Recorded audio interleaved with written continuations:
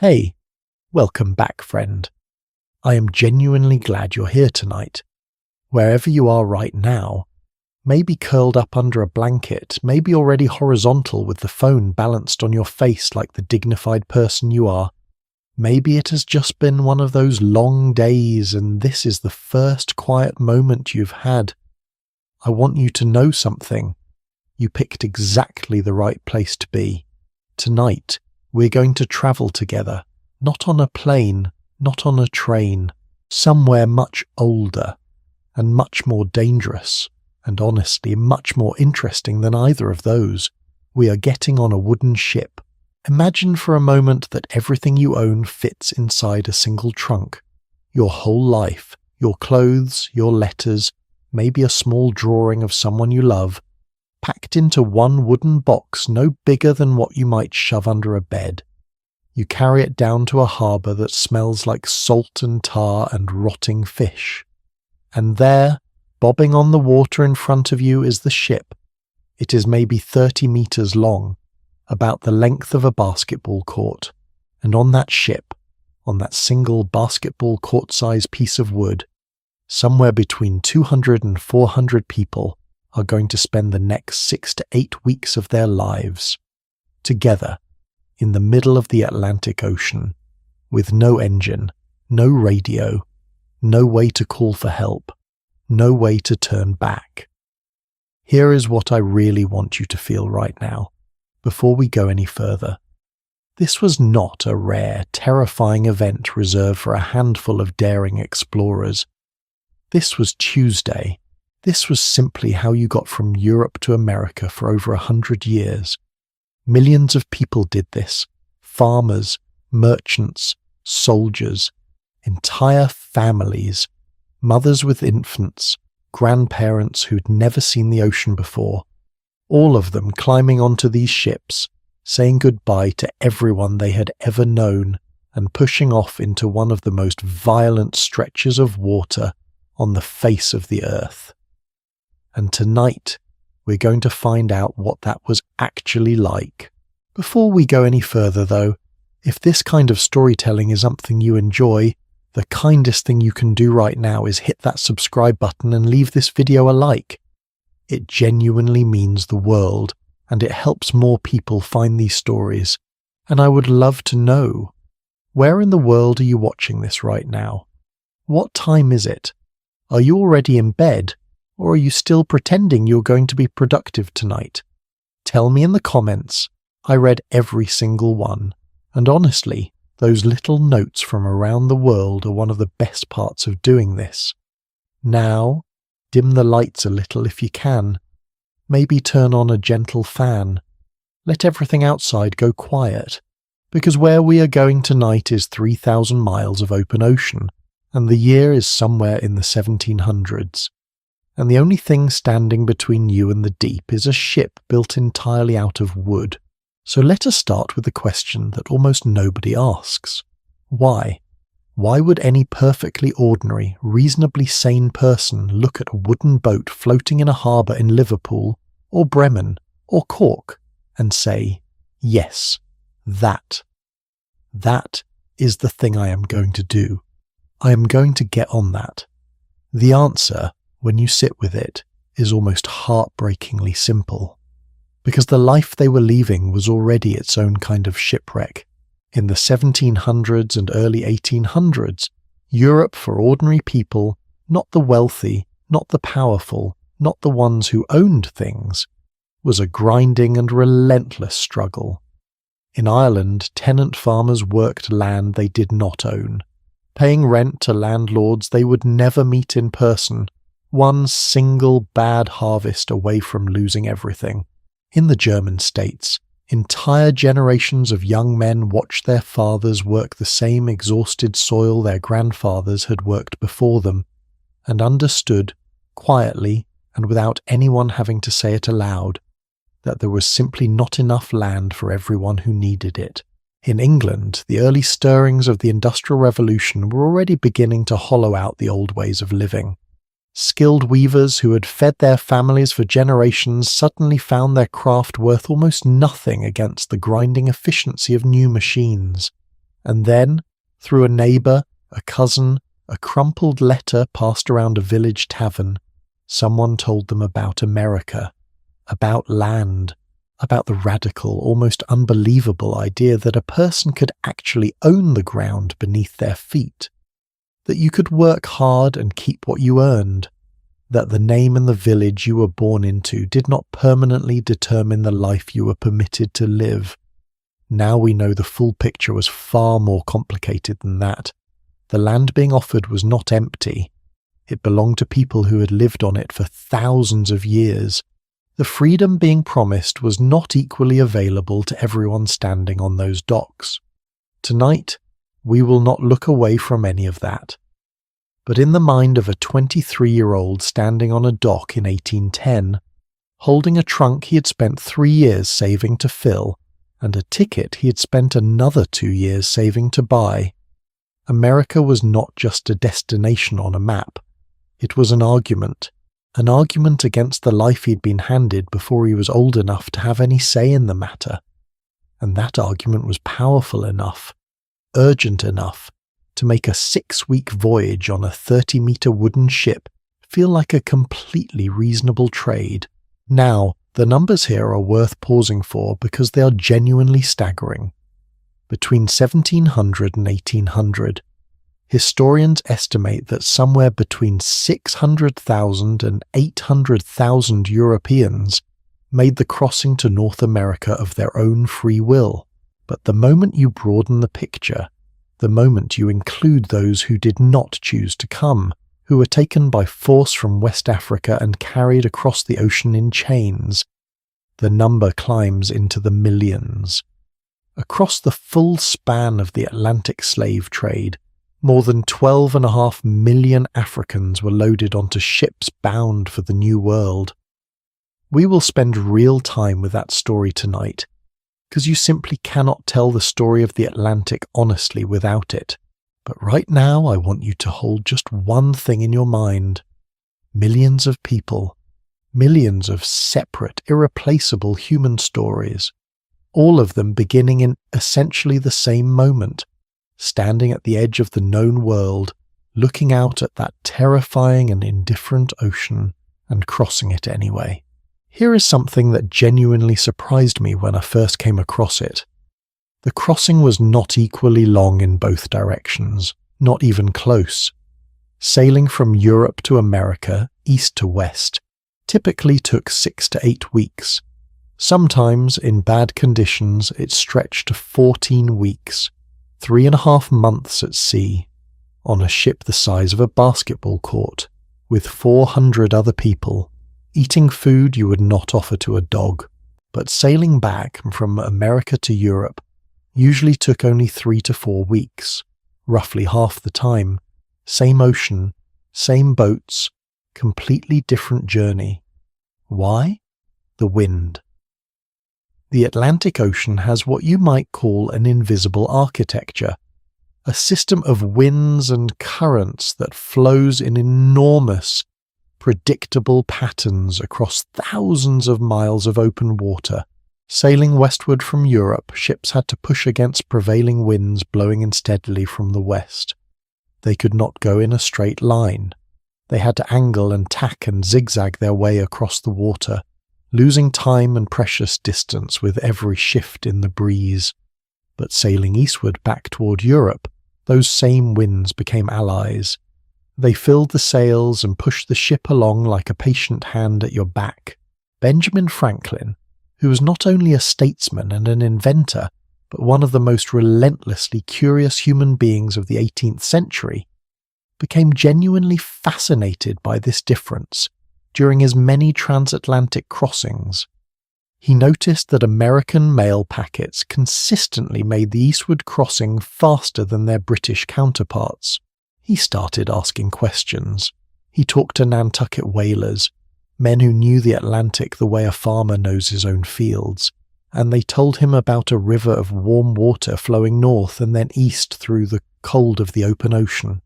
In 1786, Franklin published the first chart of what we now call the Gulf Stream. It was not just an interesting scientific observation, it was effectively a secret highway, and knowing how to read it, when to ride it, when to cross it, when to avoid it entirely, was the difference between a 6-week crossing and a 12-week ordeal that tested the limits of everything a human being could endure. But here is the thing about those winds and currents. As helpful as they were, they could also destroy you. Because the same Atlantic that could carry you home in 3 weeks could, in the right season with the wrong weather, turn into something almost incomprehensibly violent. And the men and women who climbed aboard those ships in the 17 and 1800s understood that. Not intellectually, in their bodies. The way you know something is dangerous not because you read it somewhere, but because you feel it the moment you stand close enough to it. They climbed on anyway, because for so many of them, the world they were leaving was already its own slow and quiet disaster. And the oceans, terrifying as it was, pointed toward the only direction that still felt like forward. So tonight, that is exactly where we are going.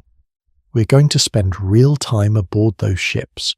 We're going to look at what people ate, what they feared, and what killed them, sometimes quietly, sometimes suddenly. We're going to follow the hidden highways of wind and current that shaped every single crossing. We're going to sit with the full story, the hopeful immigrants and the enslaved, the wealthy passengers in comfortable cabins and the families huddled in the dark far below deck, because all of them were there, on the same ocean, in the same storms, under the same stars. And somewhere along the way, I think you are going to realize something. The story of crossing the Atlantic before steamships is not really a story about boats at all. It is a story about what human beings will endure and what they will risk and what they will sacrifice when hope is the most powerful thing they own. The harbour is already behind us. The water is getting deeper and darker beneath us.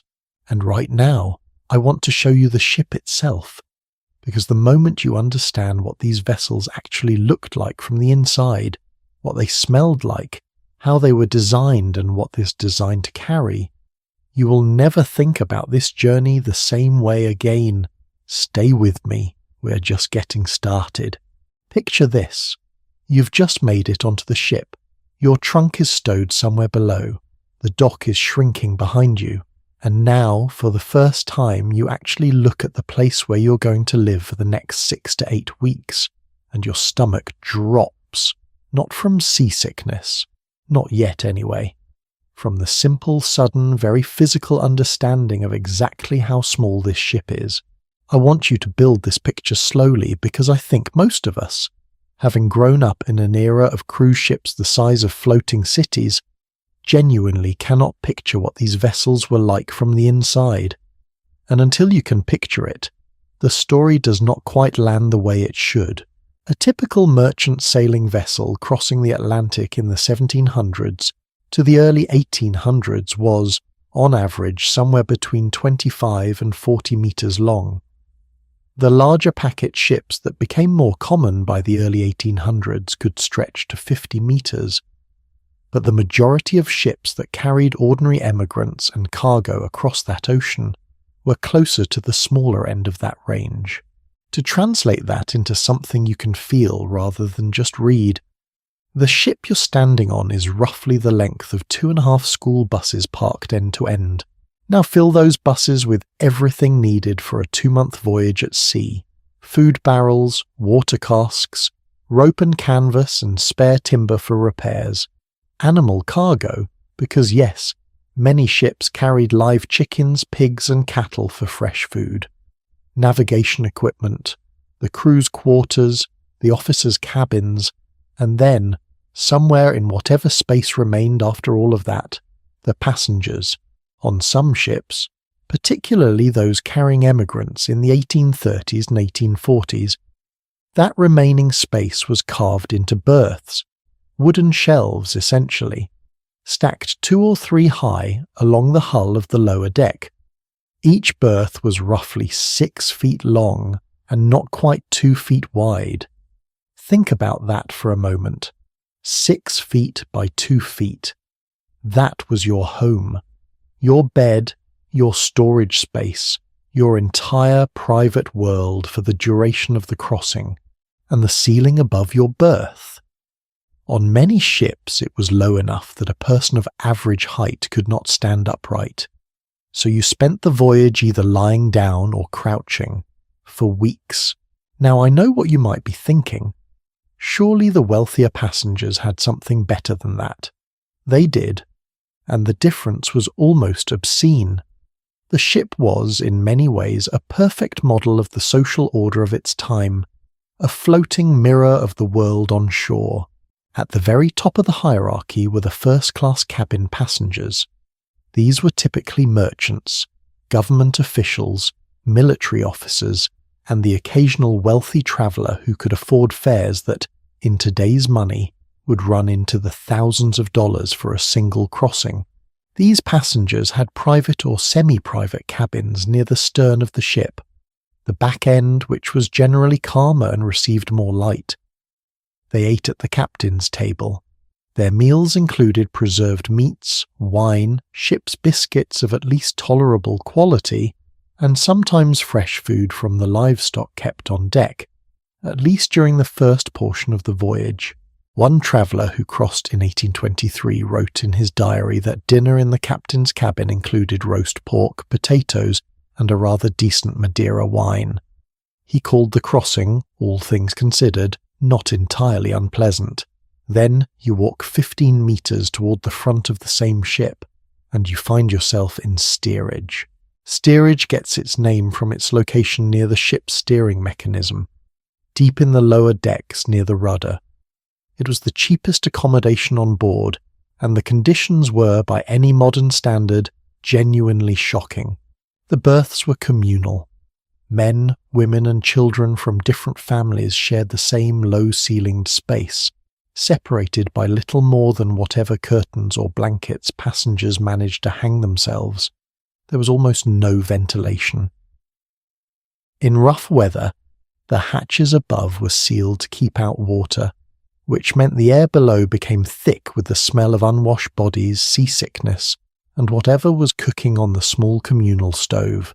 A German emigrant who made the crossing to Pennsylvania in 1750 wrote one of the most detailed accounts we have of the experience. His words have stayed with me since the first time I read them. He described the voyage as filled with, and I am quoting this from memory, terrible misery, stench, fumes, horror, vomiting, fever, dysentery, and the lice abounding so frightfully on sick people that they can be scraped off the body. He was not exaggerating for dramatic effect. That was a straightforward description of steerage on a transatlantic crossing. Here is something I find genuinely fascinating, though, and I think it reframes the whole picture in an important way. The terrible conditions on these ships were not entirely a product of cruelty or indifference. Some of it was, certainly. Shipping companies in the early 1800s had a financial incentive to pack as many paying passengers into steerage as possible, and the legal protections for those passengers were almost non-existent for a very long time.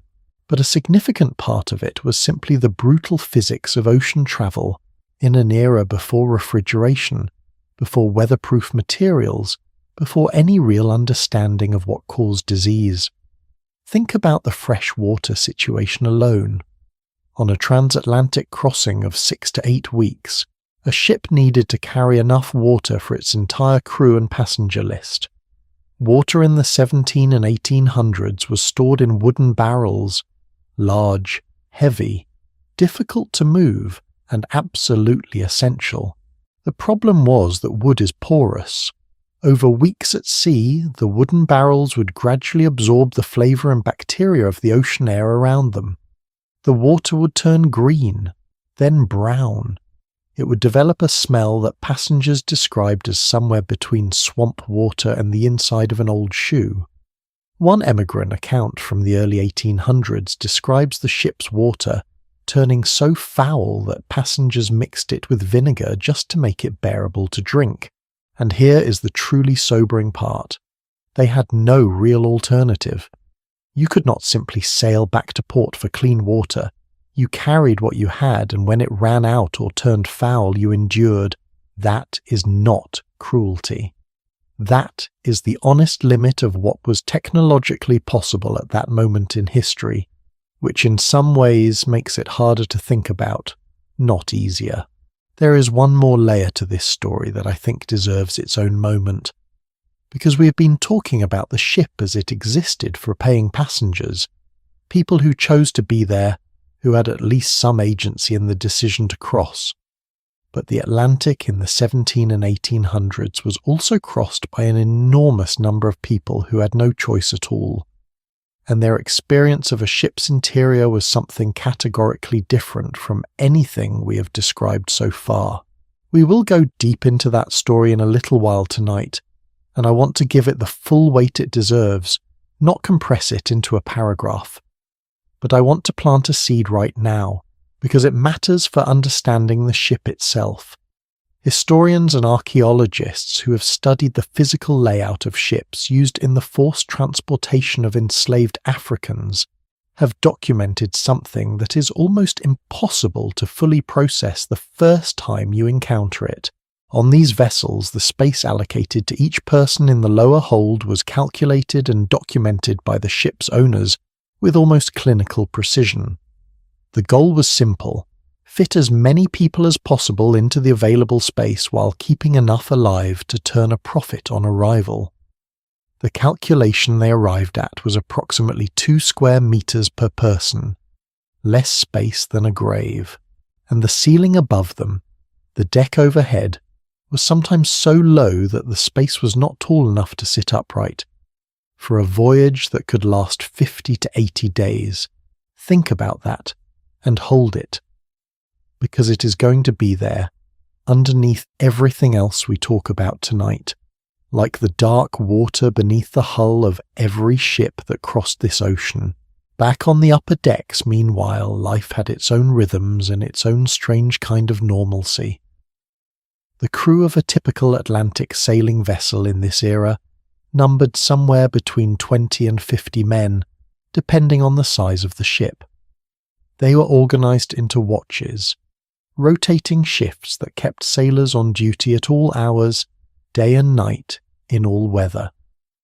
The work of sailing before steam power was unrelentingly physical. Sails had to be raised and lowered and reefed, that is, partially rolled up and secured, depending on wind conditions. Ropes had to be constantly checked, adjusted, and replaced. The hull had to be pumped regularly, because wooden ships always took on at least some water through their seams, and the difference between a managed leak and a catastrophic one was largely the diligence of the crew keeping up with the pumps. On a calm day in moderate winds, this was hard but manageable work. In a storm, it became something close to survival, and storms on the North Atlantic were not occasional inconveniences. They were a structural feature of the crossing. The North Atlantic in autumn and winter is, meteorologically speaking, one of the most hostile environments on the surface of the Earth. Cold Arctic air pushing south meets warm tropical air moving north, and the result is a conveyor belt of low-pressure systems that can generate waves of 10, 12, 15 meters or more on a ship 35 meters long, with sails, and 200 passengers below deck. One British naval officer who crossed the Atlantic in 1789 wrote in his journal that during their worst storm, the ship rolled so severely that the main yard, the long horizontal beam that holds the mainsail, dipped into the water on both sides in succession. He wrote that several passengers were thrown from their berths and injured, that water poured through every gap in the deck, that the sound was, and this is his phrase, like the tearing of the world itself. He also noted, somewhat matter-of-factly, that they lost 2 sailors overboard that night, and then the storm passed, and they kept sailing. Because that was simply what you did. You know, I've been thinking about this a lot as I put this story together. We tend to romanticize the age of sail, and in some ways it deserves the romance. There is something genuinely magnificent about a fully rigged sailing ship running before the wind, all canvas billowing, the hull cutting clean through the water. But the romance and the reality lived side by side on these ships, in a way that is worth sitting with honestly. The same vessel that looked breathtaking from a distance was, at close quarters, a cramped and smelly and often frightening place to spend 2 months of your life. And the people aboard it, the emigrants in steerage, the sailors on their night watches, the families trying to keep children calm below deck during a North Atlantic storm, they were not experiencing the romance, they were experiencing the reality. And yet, they came. Generation after generation, wave after wave, they stood on those docks and they made the same decision. I find something deeply moving about that, honestly. Not in a sentimental way, in the way that real human stubbornness and real human hope, pressed together under enormous pressure, can produce something that looks, from a distance, almost like courage. So now you have a picture of the ship. You understand the space, the hierarchy, the physical reality of the vessel. But here is what we've not talked about yet, and it is the thing that will completely change the way you understand every single crossing we discuss tonight. The ship can only go where the ocean allows it to go, and in the 17 and 1800s, understanding the ocean, reading its winds, its currents, its hidden patterns, was not a science. It was closer to an art, or maybe, on a bad day, a prayer. The question of how sailors actually navigated across 3,000 miles of open water, with no landmarks, no satellites, and for most of this period, no reliable way to know precisely where they were, that is a story that is stranger and more fascinating than almost anything else about this era. And it starts with a problem so fundamental, so maddening, that it occupied the greatest scientific minds of the 17th and 18th centuries for over 100 years, the problem of longitude. Come with me. There is a puzzle that drove the most brilliant minds of the 17th and 18th centuries to the edge of madness. Not a philosophical puzzle, not a theological one, a practical life and death puzzle with a very simple question at its core. If you are in the middle of the Atlantic Ocean, with nothing but water in every direction as far as the eye can see, how do you know where you are? Think about it for a second. Really think about it. You cannot pull over and ask for directions. There are no landmarks, no road signs, no mountains on the horizon, just water, sky, and the slow turning of the sun overhead. You left a port in England 3 weeks ago. You've been sailing west, more or less west, because the wind keeps pushing you off course. You have hit 2 storms, you have drifted, you have compensated, but right now, at this exact moment, as your ship creaks gently under your feet and the Atlantic stretches endlessly in every direction, where, precisely, are you? For most of the 1700s, the honest answer was, nobody really knew. And that uncertainty, that profound, terrifying not knowing, killed more sailors and sank more ships than storms, disease, and pirates combined. Let me explain why this problem was so difficult, because it is genuinely one of the most elegant puzzles in the history of science, and understanding it makes everything else about this era click into place. Finding your position on the ocean requires 2 pieces of information: your latitude, how far north or south you are, and your longitude, how far east or west. Latitude sailors had figured out reasonably well by the 1500s. You measure the angle of the sun at noon, or the angle of certain stars at night, and with the right tables, you can calculate your distance from the equator with decent accuracy. This is why you will sometimes read about ships navigating by sailing along a particular latitude, staying at a fixed north-south position and simply sailing east or west until they hit land. It was clumsy and slow, but it worked, More or less. Longitude, though, longitude was a completely different problem. To understand your east-west position, you need to compare what time it is where you are right now with what time it is at a fixed reference point back home, say, the port you sailed from. Time and longitude are, it turns out, mathematically linked. Every hour of difference in local time corresponds to 15 degrees of longitude.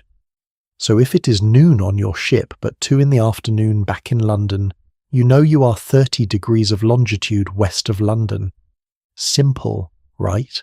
Except for one problem. In the 1700s, there was no clock in existence accurate enough to keep reliable time over a months-long sea voyage. The clocks of that era used pendulums that swung differently depending on temperature, that were thrown off by humidity, that were completely useless the moment a ship started rolling in heavy seas, which on the Atlantic was constantly. So sailors could determine latitude. They could not reliably determine longitude, and without longitude every ocean crossing was a calculated guess. The consequences were not abstract. On the 22nd of October 1707, a British naval fleet returning from Gibraltar ran into one of the worst navigational disasters in the history of the Royal Navy. Admiral Cloudesley Shovel was leading a fleet of 21 ships. They'd been at sea for weeks. There was fog. The navigators disagreed about their position. Shovel gathered his officers. They argued, they calculated, they made their best estimate. They were wrong. 4 ships struck the rocks of the Scilly Isles, a small cluster of islands off the southwestern tip of England. 4 ships in a single night. Nearly 2,000 sailors went down. Admiral Shovel himself was among them. His body washed ashore the following morning. This was not a remote, uncharted coastline. This was England. They were almost home. The disaster was so catastrophic, so public, and so devastating to British naval power that it became the moment the British government finally decided it had to solve the longitude problem once and for all. In 1714, Parliament passed what became known as the Longitude Act, offering a prize equivalent to several $1 million in today's money to anyone who could produce a reliable method of determining longitude at sea. The prize sat unclaimed for nearly 50 years. The man who finally solved it was not a scientist. He was not a university professor or a fellow of the Royal Society or an astronomer with wealthy patrons. He was a carpenter's son from Lincolnshire named John Harrison. Harrison had taught himself clock-making the way some people teach themselves music, by taking things apart, putting them back together, and refusing to accept that what existed was good enough. By the time he heard about the Longitude Prize, Harrison was already one of the finest clockmakers in England. He had already built a wooden clock, entirely from wood, using no metal parts, that kept near-perfect time for years without any lubrication. But the longitude problem was a different order of challenge entirely. It required a clock that could keep accurate time not in a quiet room but on a ship in the Atlantic, through temperature swings of 30 degrees, through humidity that would corrode most metals, through the constant rolling and pitching of a vessel in heavy seas. Harrison spent the better part of 40 years working on the solution. He built 5 timekeepers in total, large, complex machines of extraordinary beauty and precision, each one more refined than the last. His final design, known simply as Harrison's Timepiece No. 4, was completed in 1759. It was about the size of a large pocket watch, small enough to fit in a coat pocket, elegant enough to sit on a velvet cushion, and on its first official sea trial, sailing from Portsmouth to Jamaica and back, Harrison's clock accumulated an error of less than 2 minutes over a voyage of 81 days. Less than 2 minutes, across 81 days at sea. To put that in perspective, an error of 2 minutes in longitude translates to a positional uncertainty of about 30 miles at the equator, completely acceptable for navigation, potentially life-saving. Let me ask you something here, because I am genuinely curious. When you hear about a person spending 40 years quietly, stubbornly in a workshop, building and rebuilding and refining the same idea through 5 iterations, what do you feel? Because I find something almost unbearably moving about that kind of patience. The faith that the solution exists even when nobody around you believes you're the one to find it.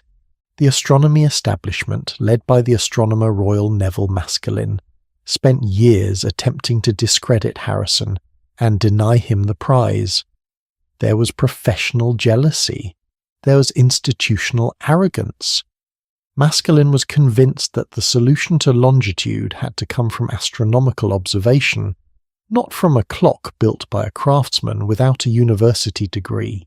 Harrison was in his late 70s before he finally received the full prize money, and only after a direct appeal to King George III, who reportedly told him that, by his honour, Harrison had been treated with great injustice.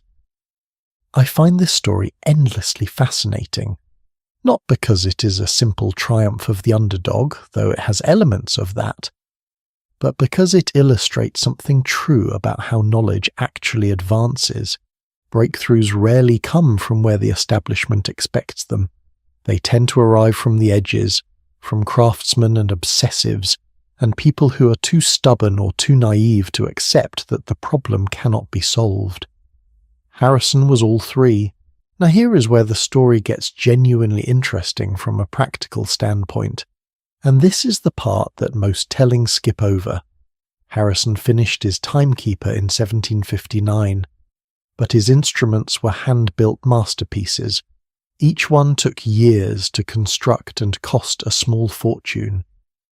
For decades after Harrison's breakthrough, only a handful of ships in the entire Atlantic trade actually carried a marine chronometer. Most vessels continued navigating by older methods, and the most important of those older methods was dead reckoning. Dead reckoning is the practice of estimating your current position based on your last known position, combined with 3 things: your speed through the water, your compass heading, and the time elapsed since your last confirmed fix. In theory, it is elegant. You know where you were. You know how fast you've been going and in what direction, so you calculate where you must be now. In practice, on the open Atlantic, it accumulated errors the way a rolling stone accumulates mud. Your speed estimate came from a device called a chip log, a flat piece of wood tied to a knotted rope thrown overboard from the stern. A sailor counted how many knots passed through his hands in a fixed time, and that gave you speed in knots. The word knot, as a unit of speed, comes directly from this practice. But the chip log measured your speed through the water, not your speed over the ground. If you were sailing into a current running against you, your log said 8 knots while the ocean was taking back 3. If you were riding the Gulf Stream, your log said 8 knots while the current was silently adding 2. Your compass heading was slightly more reliable, but magnetic compasses in the 1800s were affected by the iron fittings of the ship itself, by magnetic variation that changed across different ocean latitudes, and by the particular genius of the North Atlantic for producing conditions in which even reliable instruments give you unreliable results. And the time elapsed was perfectly measurable, but 2 small errors in speed, combined with 1 small error in heading, combined over 21 days of continuous sailing. The position you calculated at the end could be 50 miles from where you actually were.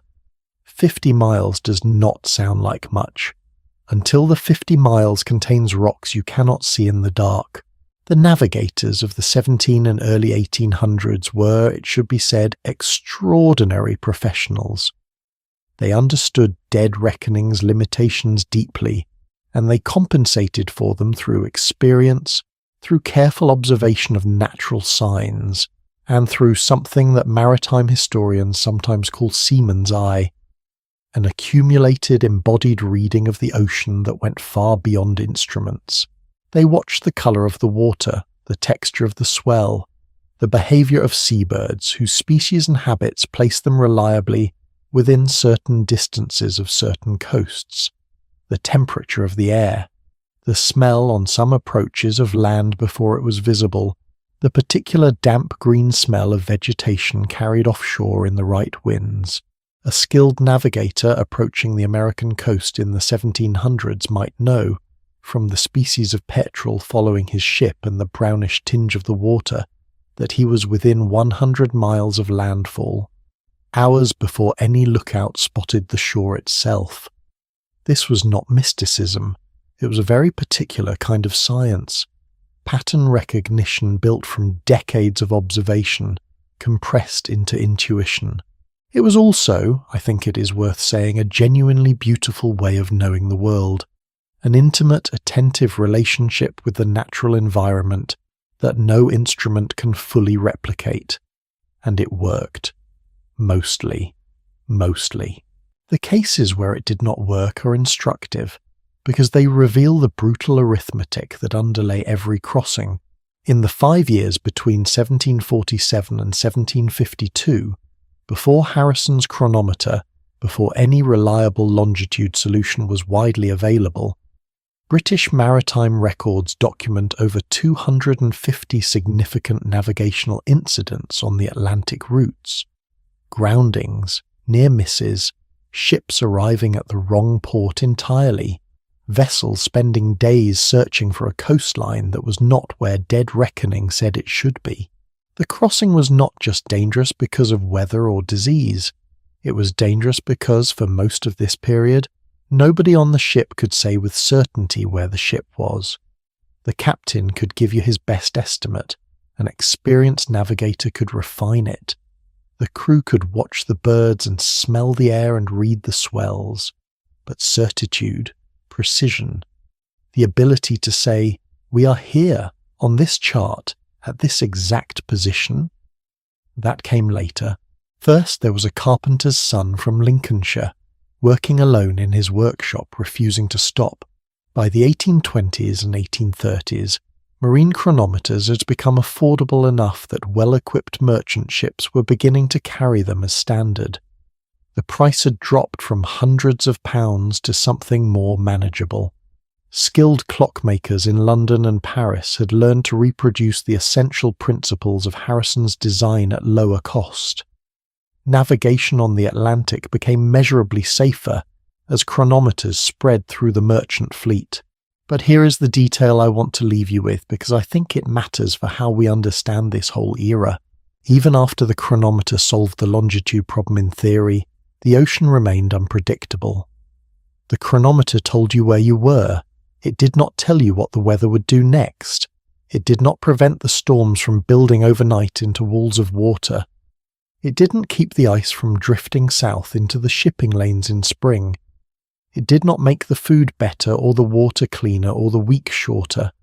Navigation improved. The crossing remained hard, and of all the hardships that the Atlantic crossing placed on ordinary people, the emigrants in steerage, the sailors on their watches, the families trying to survive 7 weeks in conditions that would shock us today, the one that accumulated most quietly and most lethally was not navigational error. It was not even the storms. It was something far more ordinary, far more intimate, far more invisible. It was what happened to the human body when it was denied, for weeks at a stretch, something it needed as surely as it needed air. That story begins with a biscuit, and ends, in one of the stranger turns of medical history, with a lime. Come with me. Some stories arrive quietly. They do not announce themselves with fanfare. They just settle into the room and change the temperature of everything around them. This is one of those stories, and I want to begin it the way it deserves to be begun, not with statistics, not with dates, but with a single, specific ship on a specific night. The year is 1781. The ship is called the Zong. It is a British slave vessel, roughly 30 meters long, sailing the Middle Passage from the coast of West Africa toward Jamaica. On board, in the holds below deck, are 442 enslaved Africans. The crossing has gone badly. Navigation errors have sent the ship far off course. The voyage is running long. Disease has broken out. The ship's supply of drinking water is dangerously low. And the captain, a man named Luke Collingwood, makes a calculation. Under British maritime insurance law at the time, a ship's owner could claim compensation for cargo lost at sea due to necessity, the legal principle known as jettison. Livestock, goods, supplies. If they were thrown overboard to save the ship, the loss could be recovered from insurers. Collingwood decided that the same principle applied to the human beings in his hold. Over the course of 3 days, 132 enslaved men, women and children were thrown into the ocean. Some were shackled when they went in. 10 others, according to the historical record, jumped in voluntarily. Witnesses later reported they had chosen to enter the water on their own terms rather than wait. The ship arrived in Jamaica with the remaining passengers. The owners filed an insurance claim. The insurers refused to pay. The case went to court, and the court's ruling, delivered by the Lord Chief Justice of England in 1783, did not concern itself with whether what had happened was a crime against human beings. It concerned itself with whether the cargo had been properly valued. The judge treated the case as a property dispute. That ruling, and the public outrage that followed it, particularly among early abolitionists who used the case as a rallying point, is often cited as a turning moment in British public opinion about the slave trade. The abolitionist Granville Sharp attended the trial. He tried to have the captain prosecuted for mass murder. He failed. But the attempt, and the publicity it generated, helped ignite a movement. Sometimes the worst moments in history become the fuel for the best ones. I find that genuinely complicated to sit with, and I think it should be. To understand the Middle Passage, and I mean to really understand it, not just know the word, you need to understand the full architecture of what historians call the triangular trade. Ships left European ports, primarily from Britain, France, Portugal, and the Netherlands, carrying manufactured goods, textiles, metal tools, firearms, alcohol. They sailed south and east to the West African coast. There, through a combination of direct capture, purchase from African intermediaries, and coercive trade, they acquired human beings. The ships then crossed the Atlantic westward, the Middle Passage, to the Americas and the Caribbean, where enslaved people were sold to plantation owners. With the profits from those sales, the ships loaded up with sugar, tobacco, cotton, and other plantation goods produced by enslaved labor, and sailed back to Europe. 3 legs, 3 different forms of commerce, all of them connected, all of them profitable, and the middle leg, the crossing itself, is where the scale of human suffering reaches a point that is almost impossible to fully absorb. Between the early 1500s and the official end of the British slave trade in 1807, historians estimate that somewhere between 12 and 13 million Africans were loaded onto ships bound for the New World. Of those, approximately 1.5 million did not survive the crossing. 1.5 million people. They died of disease, dehydration, injury and despair in the holds of ships before they ever saw land on the other side. The physical conditions in those holds have been documented in extraordinary detail, partly through the efforts of abolitionists who gathered testimony and commissioned investigations in the late 1700s, and partly through the later work of historians and archaeologists examining recovered ship designs and logbooks. What they found was a system designed with a grim and precise efficiency. The holds of slave ships were fitted with wooden platforms, essentially shelves, installed in layers to maximize the number of people that could be transported. The space between each layer was typically no more than 50 to 60 centimeters, just under 2 feet, not enough to sit upright. Each person was allocated a space approximately as wide as their shoulders and as long as their body. The legal minimum under the British Dolben Act of 1788, passed after public outcry and abolitionist pressure, was that each enslaved person must be allocated a space no smaller than 6 feet by 1 foot 4 inches, a space smaller than a single bed. That was the legal minimum established by Parliament as a humanitarian reform. Think about that as a measure of where the baseline had been before. The hold, in the words of a British naval officer named James Newton, who had himself served on slave ships before becoming an abolitionist, was, and I am reconstructing his description here, a place where the stench alone was enough to sicken a man who approached the open hatch, even from several feet above. Dysentery spread rapidly in conditions of such confinement. Dehydration was constant. The combination of restricted movement, inadequate food and water, and the psychological devastation of captivity created a mortality rate that ship captains and investors had simply built into their financial models. That phrase stops me every time I encounter it. Built into their financial models, the death of human beings, calculated in advance as an acceptable business cost. Here is something I want to say carefully, because I think it is important, and because it is sometimes left out of the telling. The people in those holds were not passive victims of a force they did not resist. They fought back. Documented records of enslaved Africans resisting on board slave ships number in the hundreds. Historians who have studied ship logs, insurance claims, and court records estimate that some form of organized resistance occurred on approximately 1 in 10 slaving voyages. The resistance took many forms: collective refusal to eat, hunger strikes that captains tried to break by force, using a tool called a speculum oris to pry open mouths, planned uprisings, sometimes carefully coordinated over days or weeks in the hold, with leaders communicating in whispers through the dark. And sometimes, when no other option remained, people took the only form of exit available to them. The accounts of enslaved people throwing themselves into the ocean to avoid captivity are numerous enough and consistent enough across different ships and different decades that they cannot be dismissed as isolated incidents or exaggeration. They happened often enough that the standard equipment of a slave ship came to include netting strung along the sides of the vessel.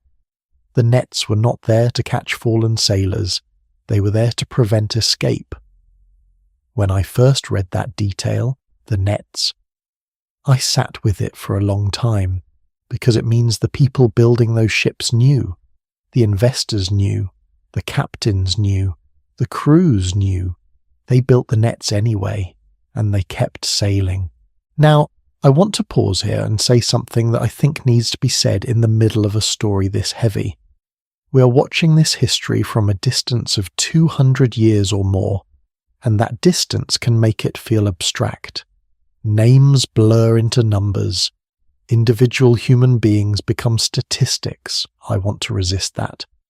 So let me tell you briefly about one person whose story we actually know. Her name was Olaudah Equiano.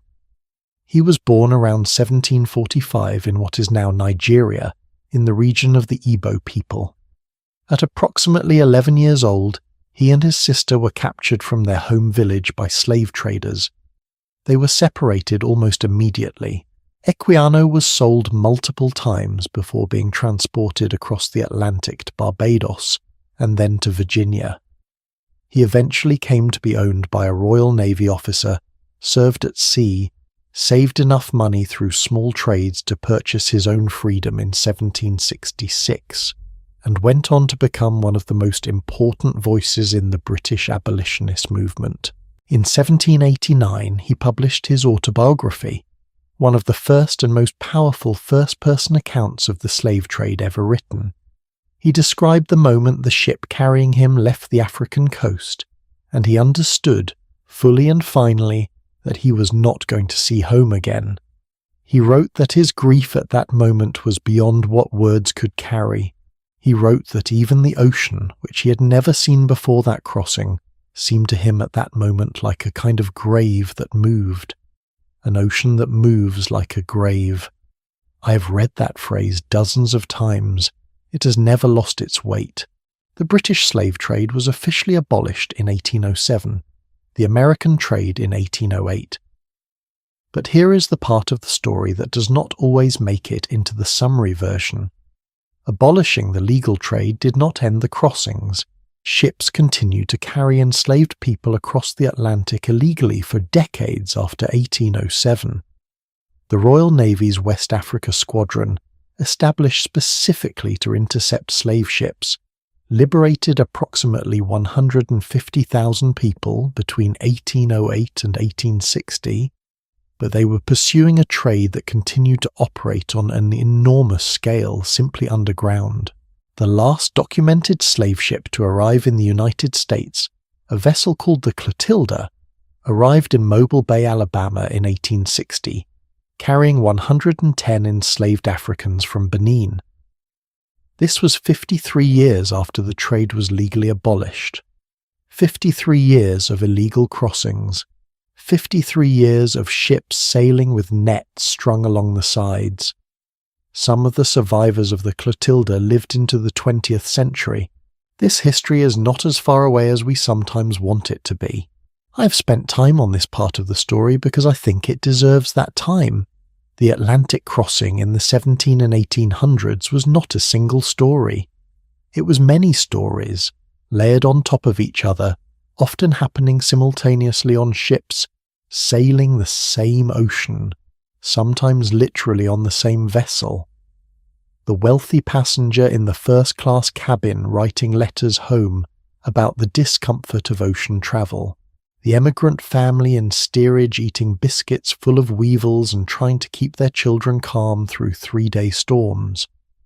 And in the hold below both of them, or in the water beside the ship behind the nets, a story of a scale and a darkness that belongs in its own chapter of human history. All three stories are true. None of them cancels the others out. But understanding all three together, that is how you understand what the Atlantic actually was in this era. Not a romantic backdrop, not just a highway for commerce and immigration, a place where the fullest range of human experience, hope and cruelty and courage and grief and breathtaking injustice and extraordinary resilience, all existed at exactly the same time within sight of the same horizon. Now, after everything we have been through together in this chapter, the holds, the nets, the resistance, Equiano's words about an ocean that moves like a grave, I want to pivot.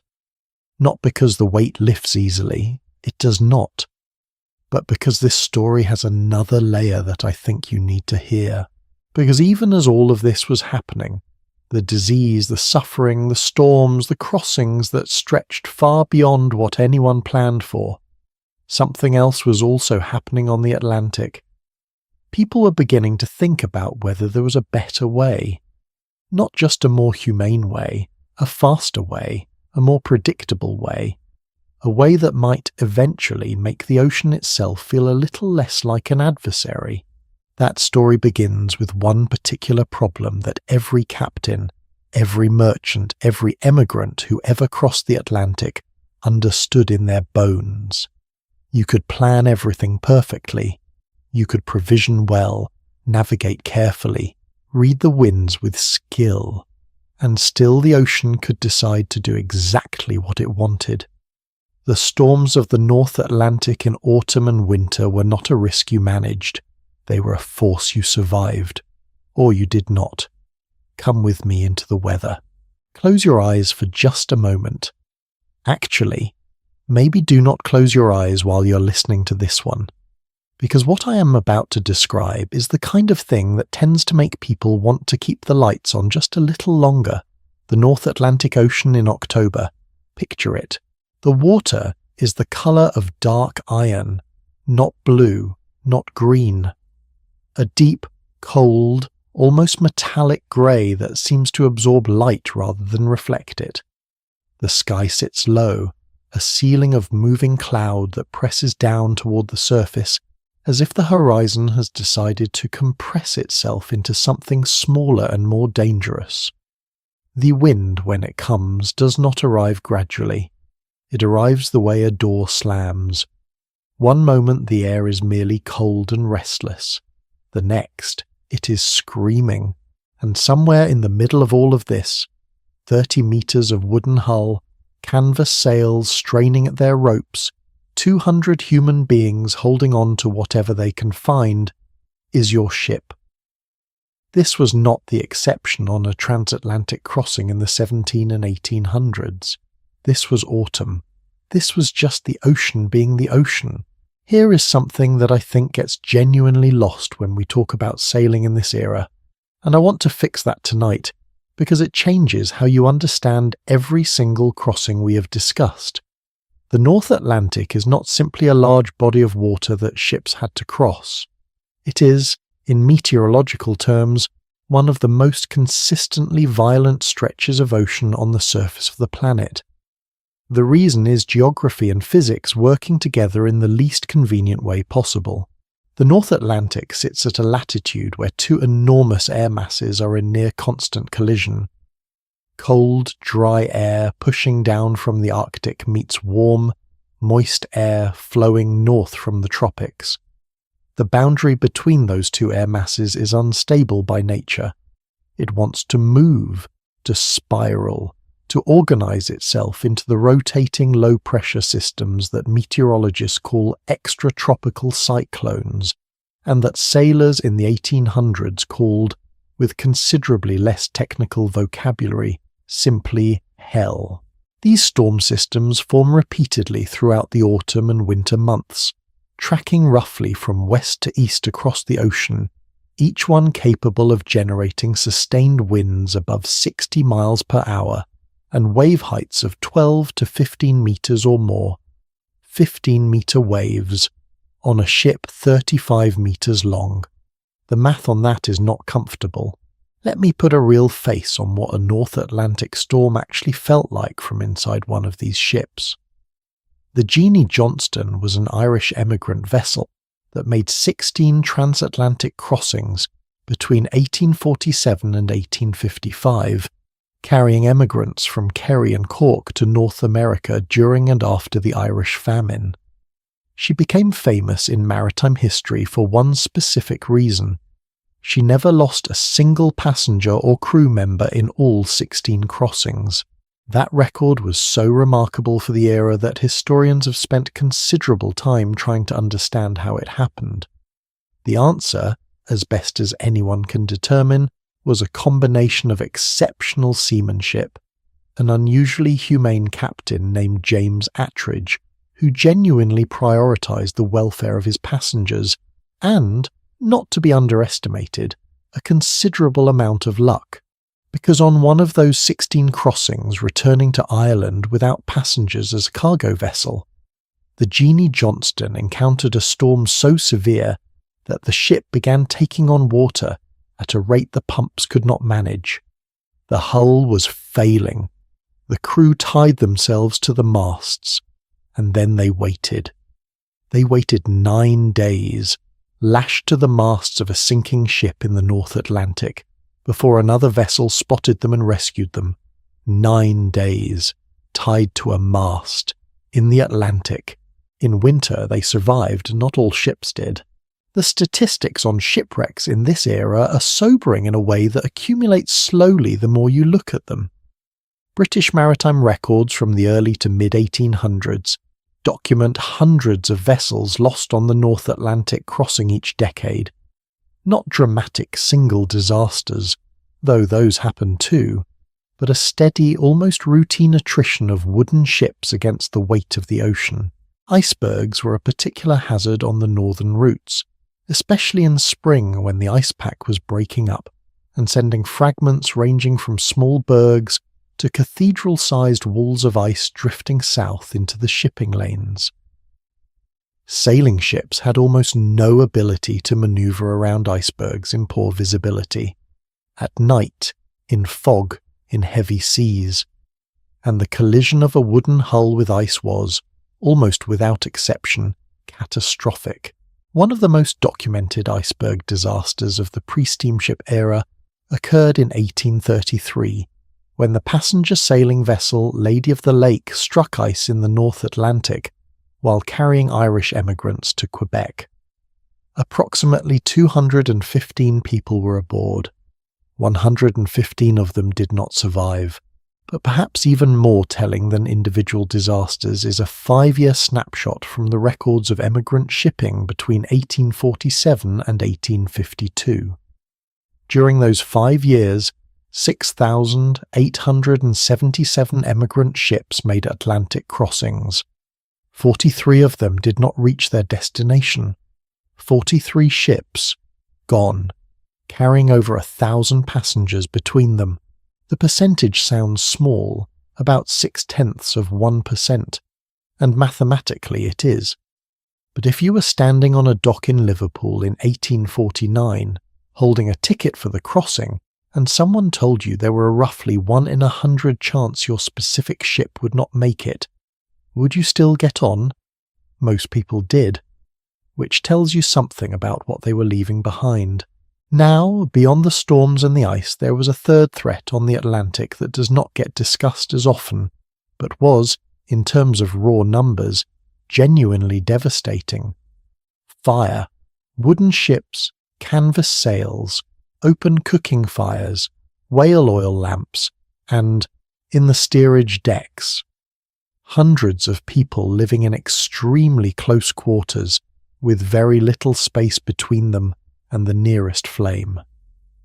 The conditions for catastrophic fire were essentially built into the structure of the ship.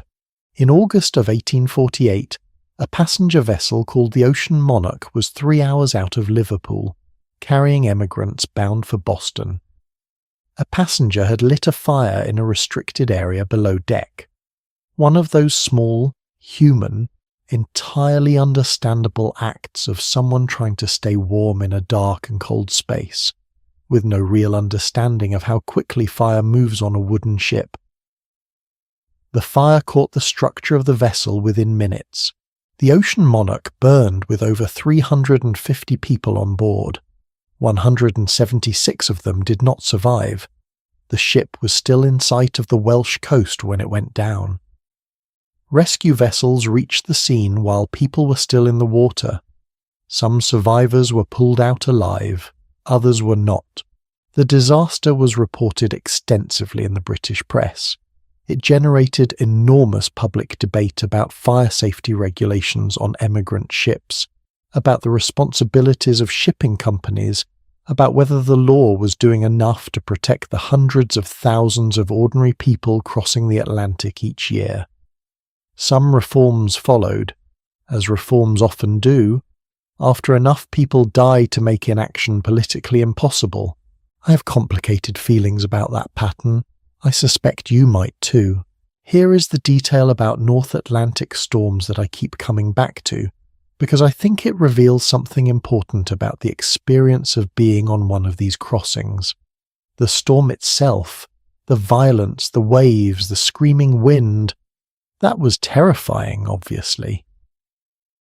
But the thing that survivors described again and again in their letters and journals and testimony was not the peak of the storm. It was the waiting before it. Atlantic weather in this era had no forecast, no satellite imagery, no numerical modelling. A captain could look at the barometric pressure, read the clouds, feel the change in the wind direction, and make an educated judgment that bad weather was coming. But he could not know how bad. He could not know how long. One emigrant who crossed from Liverpool to New York in 1838 wrote in his journal that the 3 days before their worst storm were the most frightening of the entire voyage. The sky had turned a particular shade of yellow-green that the crew clearly recognized and clearly feared. The sailors went about their work in near silence. The captain stopped eating at the common table, Nobody said anything directly to the passengers. Nobody had to. The passengers watched the crew watch the sky, and they understood. That silence, that collective, wordless understanding that something bad was coming and that there was absolutely nothing anyone could do about it, that is the detail that stays with me. Because we're so accustomed, in our era, to the idea that warning means preparation, that knowing something is coming gives us time to act, to move, to protect ourselves. On an Atlantic crossing in 1838, a warning just meant more time to be afraid. And yet, and I want to sit with this for a moment because I think it is genuinely important, the storms did not stop the crossings. Not the ice, not the fire, not the mortality statistics that any literate person in Liverpool or Hamburg or Cork could have read in the newspapers. The ships kept sailing, the docks kept filling, the trunks kept coming. In the single year of 1847, the height of the Irish famine, when the pressure to leave had become existential for hundreds of thousands of people, an estimated 250,000 Irish emigrants crossed the Atlantic in 1 year. 250,000 people, many of them weakened by hunger before they even boarded, climbing onto ships that they knew were overcrowded, that they knew might encounter storms, that they knew might not arrive. Historians sometimes call the worst of those ships coffin ships, a term that was used at the time, not invented afterward.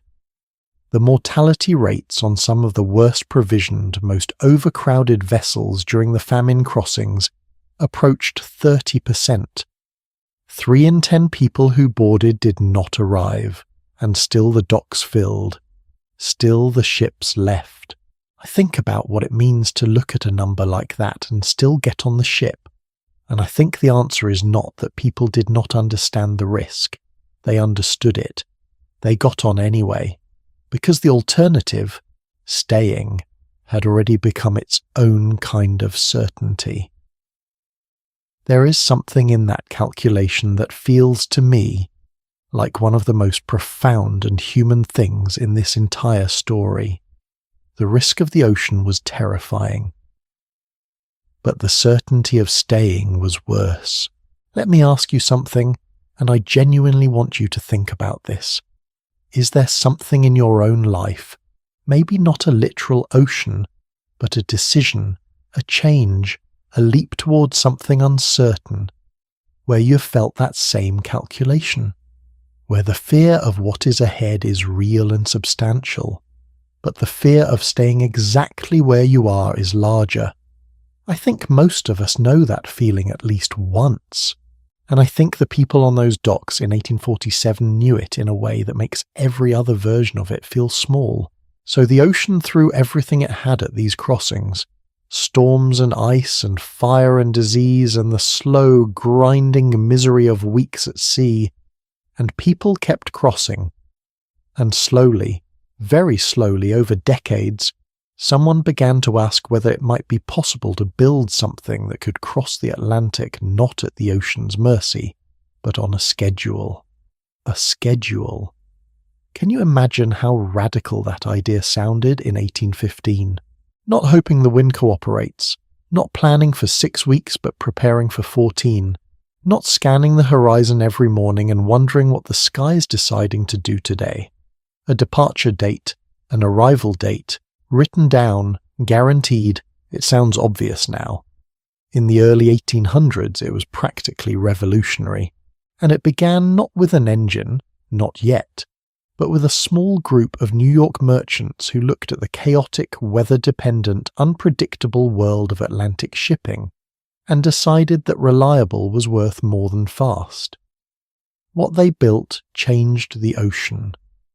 And that story, the story of the first ships to run on a schedule no matter what, is where we are headed next.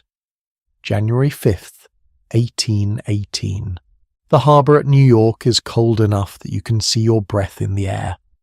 Ice has formed along the edges of the docks. The water in the inner harbour sits dark and still, the way water does in deep winter when even the current seems to have decided to slow down and wait for something warmer. A ship called the James Monroe is tied to the pier at the foot of Beekman Street, and it is about to do something that, in the entire history of Atlantic Ocean travel up to that morning, had never once been done.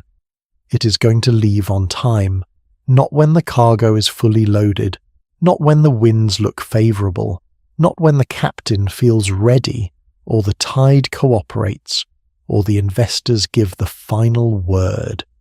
It is going to leave at the hour that is printed on a notice, posted publicly in New York newspapers 3 weeks earlier, 10 in the morning, January 5th. The James Monroe is going to sail for Liverpool, England, whether the hold is full or empty, whether the weather looks promising or threatening, whether anyone else gets on board or not. And in doing so, in that single, almost absurdly straightforward act of leaving when it said it would leave, it is going to change Atlantic travel more profoundly than almost any other development before the age of steam. To understand why this was so revolutionary, you have to understand what Atlantic shipping looked like before it.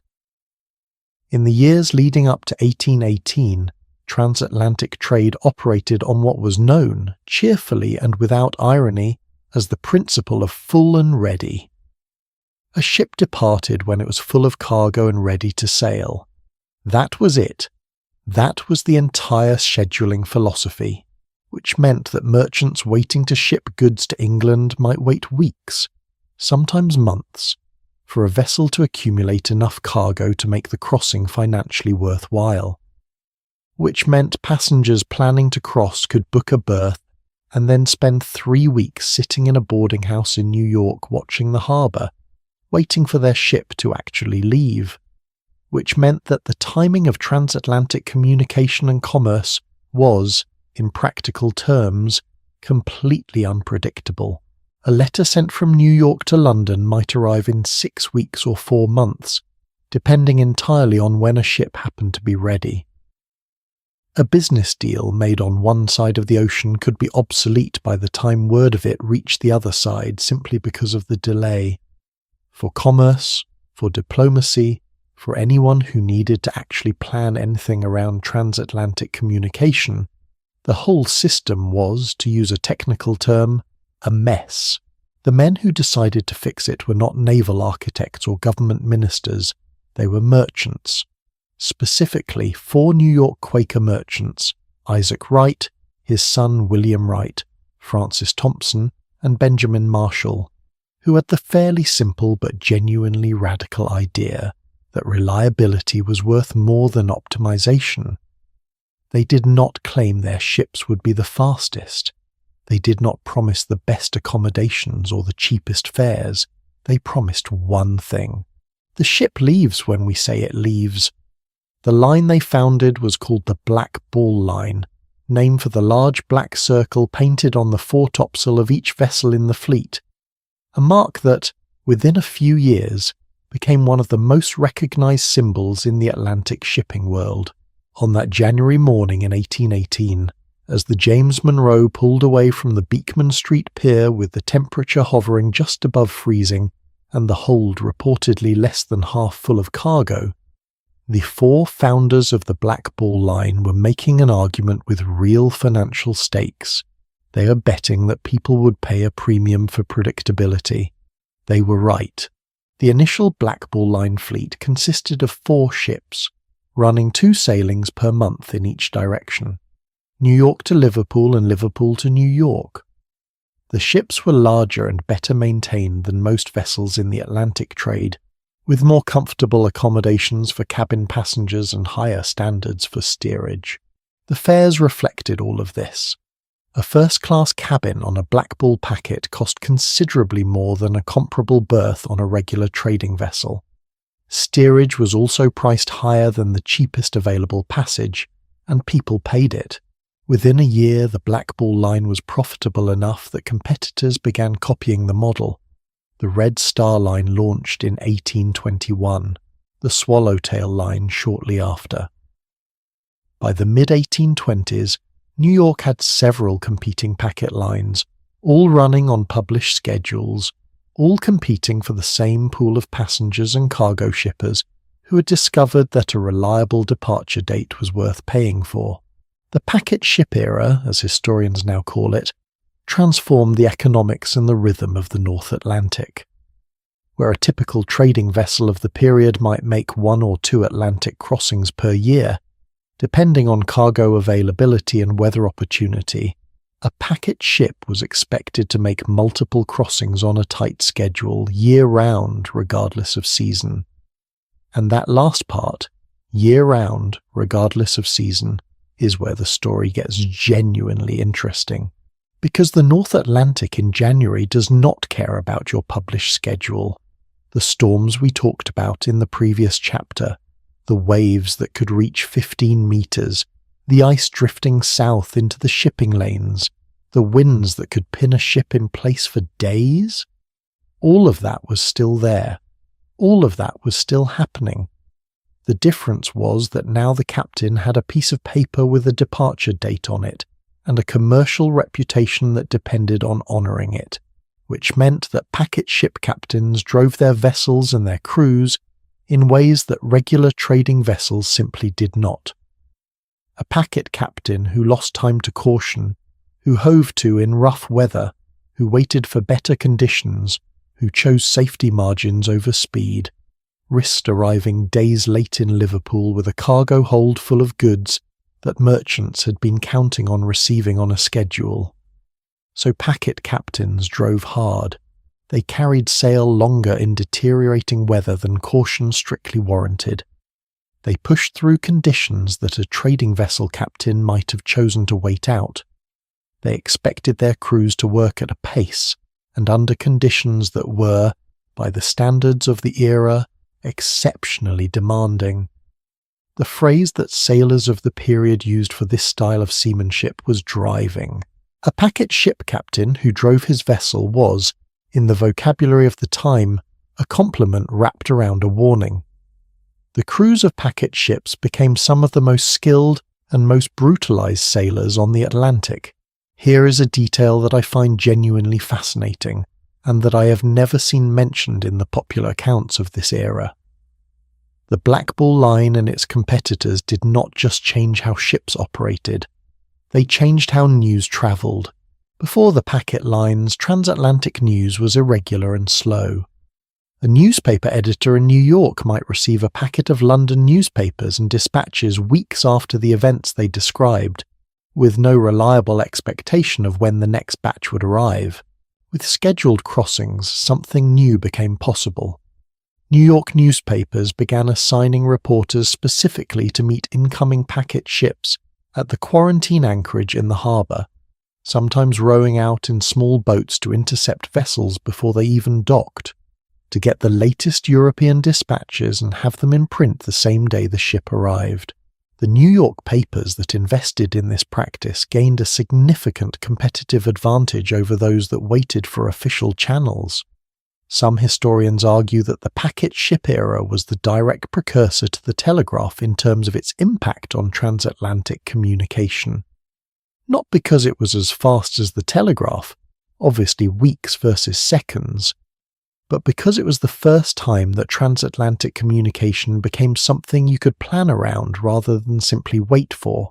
The packet schedule was, in a real sense, the first algorithm the Atlantic had ever run on. Now, I want to pause here and offer a thought that is purely my own perspective. Take it for what it is worth. We tend to celebrate technological revolutions, the steam engine, the telegraph, the airplane. These are the moments that get the monuments and the anniversaries. But the packet ship revolution was something more subtle, and, I would argue, in some ways more profound.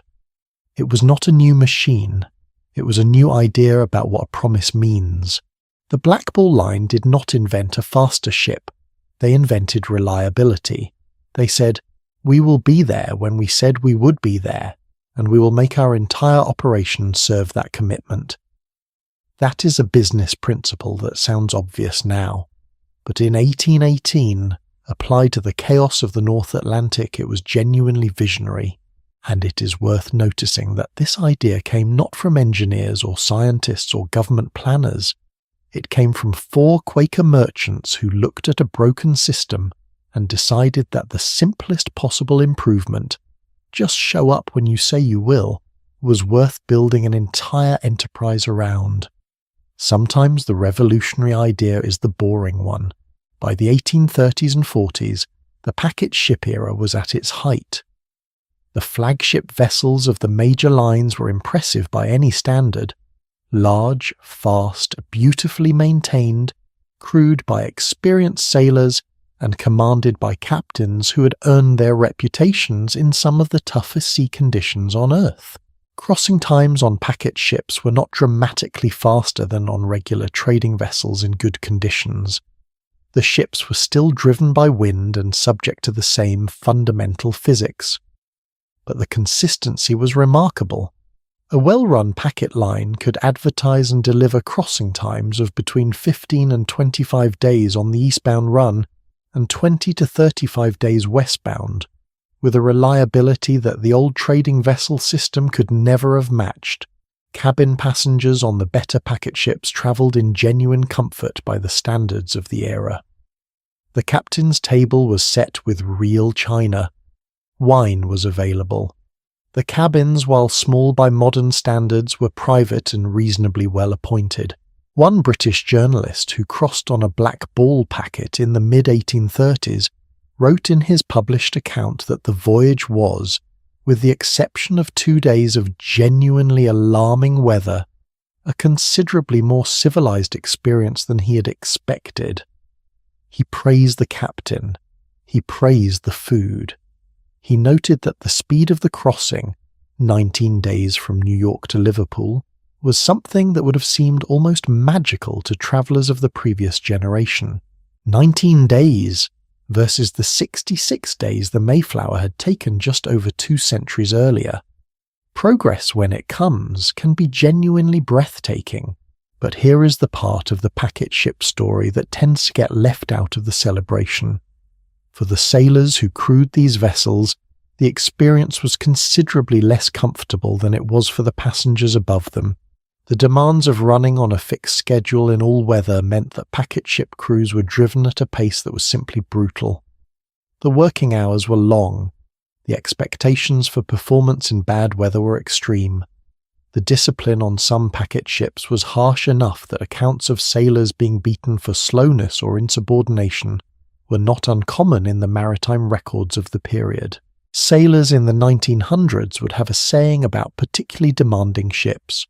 Working your way around the Horn is one thing, but crewing a packet is another, and the recruitment practices for packet ships were, by the standards of the era, often coercive. Port cities in the 1820s and 1830s had a network of boarding houses, tavern keepers and labour brokers, known in the slang of the time as crimps, who made a business of finding crew for ships in a hurry. Their methods range from aggressive persuasion to outright deception to, in documented cases, getting men extremely drunk and delivering them to a ship before they were sober enough to object. You would wake up, the story went, already at sea, already 3 days out of New York, already on a black ball packet in January. The packet ship era gave the Atlantic its first taste of modernity. Schedules, reliability, commercial professionalism. It also ground down the people who made that modernity possible, in ways that a departure notice nailed to a pier in New York never mentioned. Progress always has a price. The question is always who pays it. I think that is worth sitting with for a moment. By the 1840s, though, something new was already beginning to cast a shadow over the packet ship era. Not a shadow of failure exactly, but the shadow of something faster coming up behind it. The packet lines had proved that reliable schedules were commercially viable, that people would pay for predictability, that the Atlantic could be crossed on a timetable. Now someone was asking a different question. What if the timetable did not have to depend on the wind at all? What if? And this was still, in the early 1840s, a question that many serious mariners considered somewhere between optimistic and insane. What if you could put a machine in the ship? A machine that burned coal and turned paddles and pushed the vessel through the water regardless of what the wind decided to do that day? The steamship advocates were making a bold claim, and the sailing ship establishment thought they were out of their minds. They were both, in different ways, right. That argument, the one between the sailmen and the steammen, between the old world and the new one pushing up against it, is where we are headed next. And it turns out to be considerably messier and considerably more interesting than the simple story of progress usually admits. There is a particular kind of beauty that only exists because it is about to disappear. The last light before a sunset goes fully dark. The final week of autumn before the cold sets in. The last performance of a play that has been running for years, when everyone in the theatre knows it is the last one, and something about that knowledge makes the whole thing luminous. The clipper ship was that kind of beauty. It arrived at exactly the moment when sail power was beginning to lose its argument with steam. It was born into a world that was already moving past it, and perhaps because of that, or perhaps in spite of it, it became the most purely magnificent thing that human beings ever built to move across water. When I look at the historical illustrations of the great clippers under full sail, and I have spent more time doing this than is probably reasonable for a grown adult, I am struck every single time by the same thought. That is not a ship. That is a poem written in wood and canvas and wind. Let me tell you what made them so extraordinary. And then let me tell you the story of how they were born, how they lived, and how they died. All within the span of about 20 years, because the clipper ship era was one of the most compressed and dramatic chapters in all of maritime history, and almost nobody knows the full arc of it. To understand the clipper, you first need to understand the problem it was built to solve.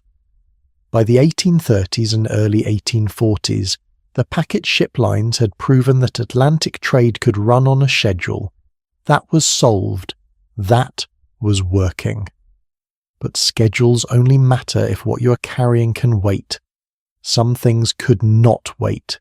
Tea, for instance. In the mid-19th century, the tea trade between China and Britain was one of the most profitable commodity routes in the world. The first teas of the new season, picked in spring from the gardens of Fujian and Zhejiang provinces, commanded premium prices in London if they arrived fresh. If they arrived stale, after months at sea on a slow vessel, the premium evaporated. Speed was money, directly, measurably, dramatically. The same logic applied to the California gold rush of 1849. When gold was discovered at Sutter's Mill in January of that year, the fastest route from the east coast of America to San Francisco was not overland.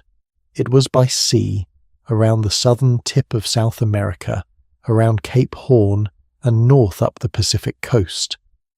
The voyage was roughly 17,000 miles. On a conventional vessel, it took 5 to 8 months.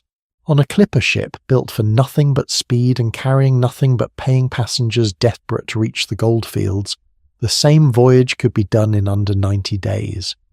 Gold Rush passengers paid extraordinary sums for that speed. They paid so much that a single voyage could recover the entire cost of building the ship. These two pressures, the tea trade's demand for freshness and the gold rush's demand for speed, created the economic conditions that made the clipper ship possible. The first true clipper is generally considered to be the Rainbow, built in New York in 1845 by the naval architect John Willis Griffiths. Griffiths had been thinking about the problem of speed at sea for years, and his solution involved a fundamental redesign of the relationship between a ship's hull and the water it moved through.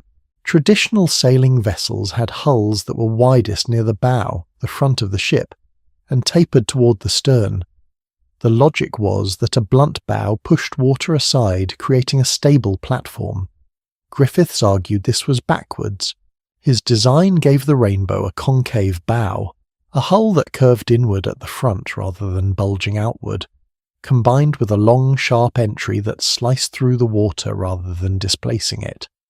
The hull was longer and narrower than any commercial vessel of comparable size, with a length-to-beam ratio that conventional shipbuilders at the time considered dangerously extreme. His fellow shipbuilders thought he had lost his mind. The Rainbow's first voyage proved them wrong. She completed the round trip from New York to Canton, China, in under 6 months, a record that stunned the shipping world and immediately triggered a wave of clipper ship construction that would last for the next 15 years. The golden decade of the clipper ship was roughly 1845 to 1860. During those 15 years, American and British shipyards produced vessels of extraordinary speed and extraordinary beauty, each one pushing the limits of what wooden hull construction and canvas sail could achieve. The names alone carry a kind of romance that feels almost literary. Flying Cloud, Sovereign of the Seas, Cutty Sark, Thermopylae, Lightning, Sea Witch, Witch of the Wave. These were not just ships, they were celebrities. The great clipper races, particularly the annual race to bring the first China tea of the season to London, were followed in the British press the way major sporting events are followed today. People placed bets. Crowds gathered at the docks. The captain of the winning ship became, briefly, a genuine public figure. The most famous of all the clipper races took place in 1866 and became known simply as the Great Tea Race.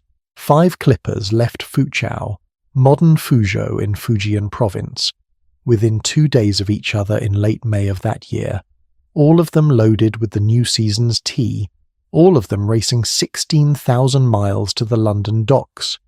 The Ariel, the Taeping, the Serica, the Fiery Cross, and the Taitsing.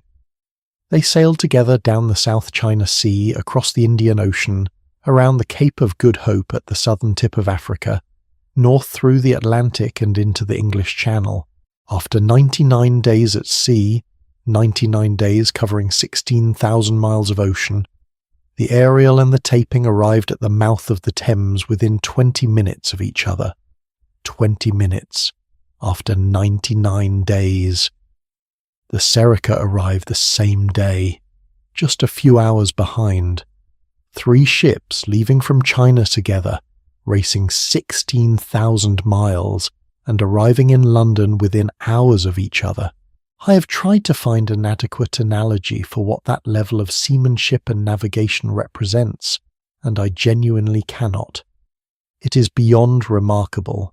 It is one of the great athletic achievements of the 19th century, except the athletes were the captains and crews, and the equipment was 150 feet of wood and canvas.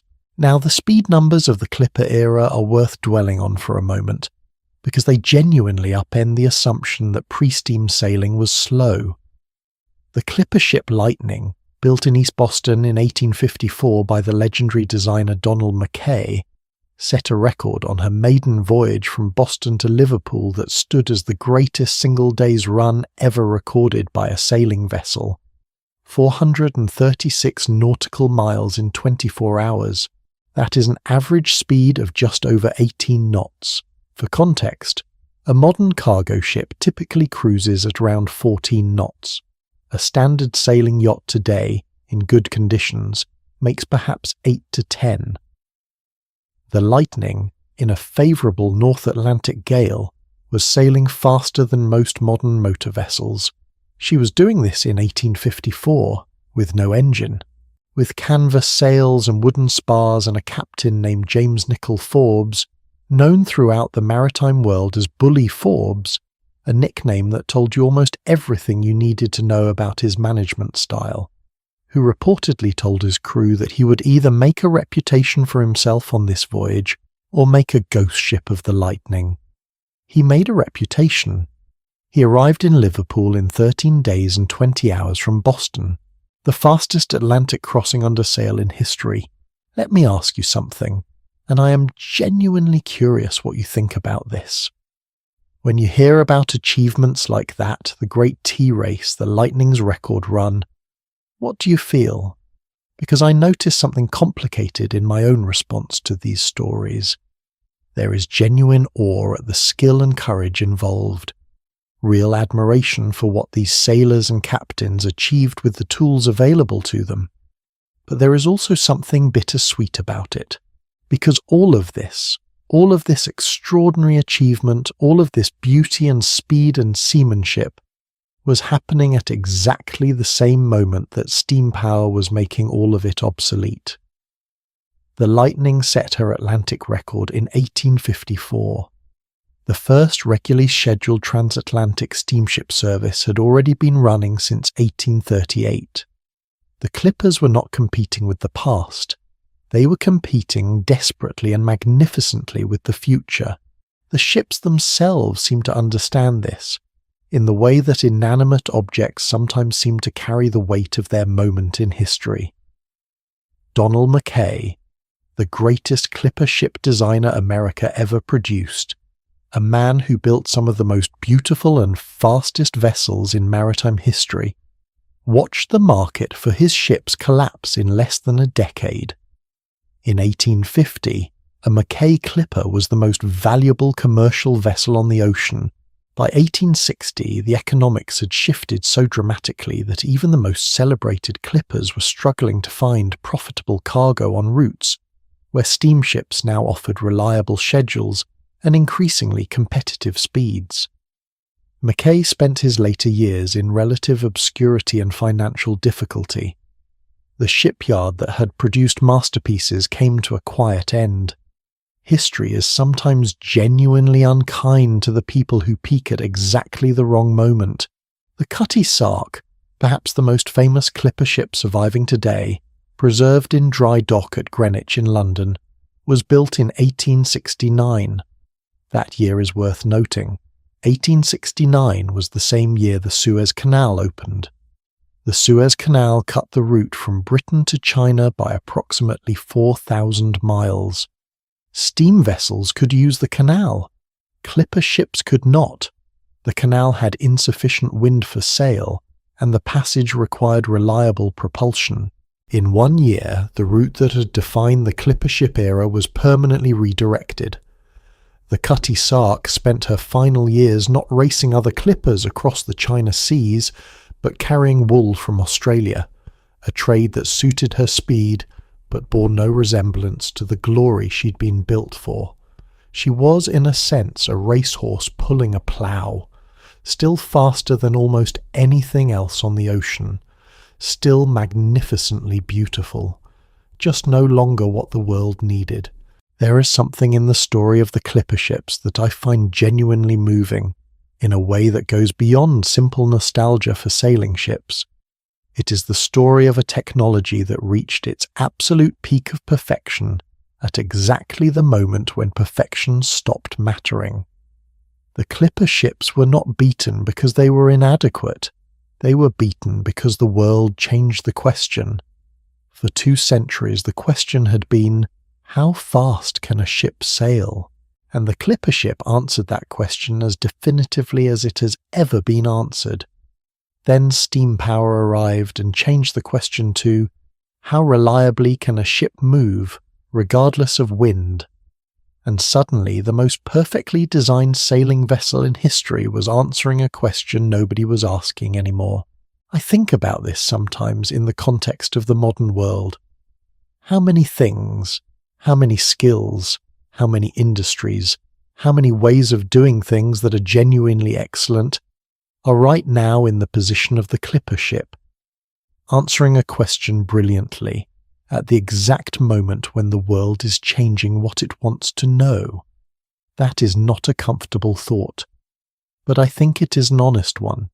The last commercial clipper voyages under sail were made in the early years of the 20th century. The last working survivors of the clipper era ended their days as coal barges or storage hulks, or simply rotted slowly at anchor in forgotten harbours. The Lightning, The ship that had sailed 436 miles in a single day, faster than most modern motor vessels, was destroyed by fire in an Australian harbour in 1869. The same year the Suez Canal opened. The same year the world officially moved on, and yet the Cutty Sark still sits at Greenwich. The lines of her hull, that long, sharp, elegant curve that Griffiths first imagined and Mackay refined, are as beautiful today as they were when she was launched. People come from around the world to stand on her deck, to touch the wood, to look up at the empty spars where the sails used to be, to try to imagine what it felt like when all of that canvas was full and the hull was flying. Some things do not need to be useful anymore to still be extraordinary. The clipper ships proved what sail could do when pressed to its absolute limit, and then steam came along to ask a completely different question. That argument, between the sailmen who believed in the wind and the steam men who believed in the machine, had already been building for 2 decades before the clippers reached their peak. And it did not resolve itself cleanly or quickly. The first chapter of the steam era on the Atlantic is, in many ways, as dramatic and as human as everything that came before it. Because the machine that was supposed to make the ocean predictable had one rather significant problem in its early years. It had a tendency to run out of fuel in the middle of the ocean, which is, it turns out, not ideal. That story is next. Right around the time the Blackball Line was proving that schedules could tame the Atlantic, a sea captain in Connecticut was having a very different conversation with himself. His name was Moses Rogers, and Moses Rogers had an idea that, depending on who you asked in the year 1818, was either visionary or clinically delusional. He wanted to put a steam engine on a ship and sail it across the Atlantic Ocean. Not a river, not a harbour, not the calm, sheltered coastal waters where steam vessels has been quietly and successfully operating for years.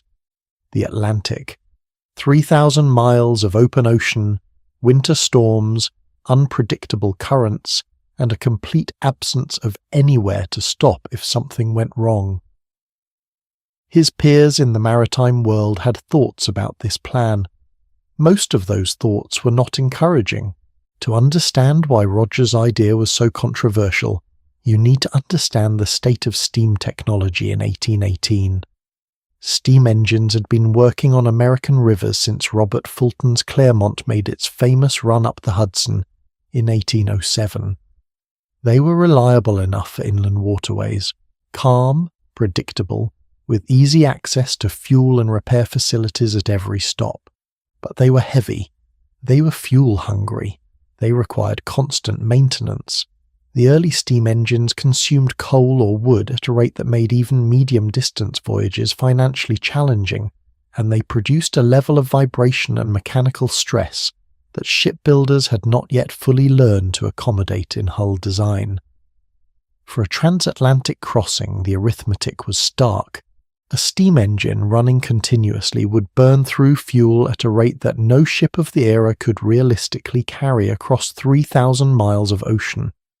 The weight of the coal alone would compromise the vessel's stability. And if the engine broke down mid-Atlantic, which early steam engines had a considerable tendency to do, you were left with a damaged vessel that might or might not carry enough sail to limp the rest of the way. These were not irrational objections. They were, in fact, completely correct. Moses Rogers knew all of this. He got on with it anyway. The ship that Rogers chose for his adventure was a hybrid, part sailing vessel, part steam-powered paddle wheeler, designed to operate on either mode depending on conditions. Originally built as a conventional sailing ship at a yard in New York in 1818, the vessel was purchased by a Savannah, Georgia shipping firm called Scarborough and Isaacs, after Rogers convinced them that a transatlantic voyage would generate enough publicity to make the investment worthwhile. Rogers oversaw the installation of the steam engine himself, a single low-pressure engine connected to collapsible paddle wheels on either side of the hull. The paddles were designed to fold up against the ship's sides when not in use, so the vessel could sail normally without the drag of idle paddle wheels in the water. The fuel supply was equally ingenious in concept, a combination of coal and pine wood stored in a specially constructed furnace room below deck. The ship was christened the Savannah, after the city whose merchants had funded the conversion, and on the 22nd of May, 1819, the Savannah departed from her namesake city bound for Liverpool, England. Moses Rogers was at the helm. What happened next is one of the stranger voyages in the history of Atlantic navigation, and it deserves to be told in full because the popular version, the first steamship crossed the Atlantic, leaves out almost everything that makes the story actually interesting. 3 days out from Savannah, a British revenue cutter spotted the Savannah steaming across the horizon, trailing a column of black smoke. The cutter's captain apparently concluded with some logic that the Savannah was on fire. He gave chase. The Savannah, apparently finding this situation more amusing than alarming, simply accelerated. The revenue cutter pursued the burning ship for several hours before finally getting close enough to establish that the smoke was coming from a chimney and that the people on board were not screaming for help, but rather going about their business with notable composure. The cutter's log reportedly recorded the encounter with a tone of dignified bewilderment. I find this particular detail genuinely wonderful. This little preview of the culture shock that steam power was about to deliver to a world that had never seen a ship move under its own mechanical force. The burning ship that wasn't burning. The rescuers who had to be outrun before they could be reassured. It is such a perfect miniature of what technological transition actually looks like from the outside. The Savannah arrived in Liverpool on the 20th of June, 1819, 29 days and 11 hours after departing Savannah. The voyage was celebrated on both sides of the Atlantic. The ship was visited by the President of the United States, James Monroe, before departure. In Europe, she called at Liverpool, Stockholm, St. Petersburg and Copenhagen, receiving dignitaries and generating enormous press coverage at every port. King Charles XIV of Sweden came aboard personally to inspect the engine. Tsar Alexander I of Russia reportedly made an offer to purchase the vessel outright. The Savannah was, for a brief and glittering moment, the most famous ship in the world. There was just one small detail that the celebratory newspaper accounts tended to underemphasize.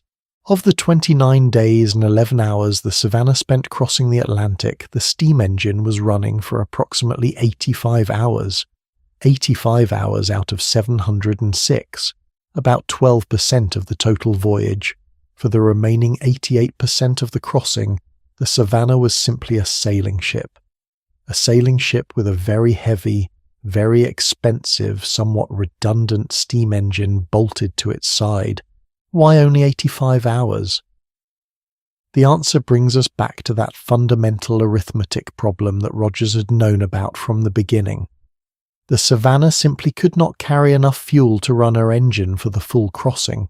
The coal and wood supply was consumed in those initial days of steaming. After that, the engine sat idle. The paddle wheels were folded up against the hull, and the Savannah completed the majority of her historic transatlantic voyage exactly as any other ship of the era would have done it, on canvas and wind. Now, I want to be clear about something here, because I think this detail is sometimes treated unfairly in hindsight. Moses Rogers knew this going in. He never claimed, and as far as historians can determine, the Savannah's owners never seriously claimed, that the voyage was a demonstration of steam power being sufficient for a full transatlantic crossing. It was a demonstration of steam power being viable, useful, functional, safe enough to operate on the open ocean, for portions of a transatlantic voyage. That was still genuinely significant. The question of whether a steam engine could survive the conditions of an Atlantic crossing without exploding or failing catastrophically was, in 1819 a real and open question. The Savannah answered it. The answer was yes, it can. Just not for very long before it runs out of coal, which brings us to the commercial aftermath of the voyage, and here the story takes a turn that is genuinely instructive if you are interested in how technological transitions actually work in practice. The Savannah returned to the United States in November of 1819, and then essentially nothing happened. No shipping company rushed to order steam-powered transatlantic vessels. No fleet of hybrid steamships was commissioned to transform the Atlantic trade.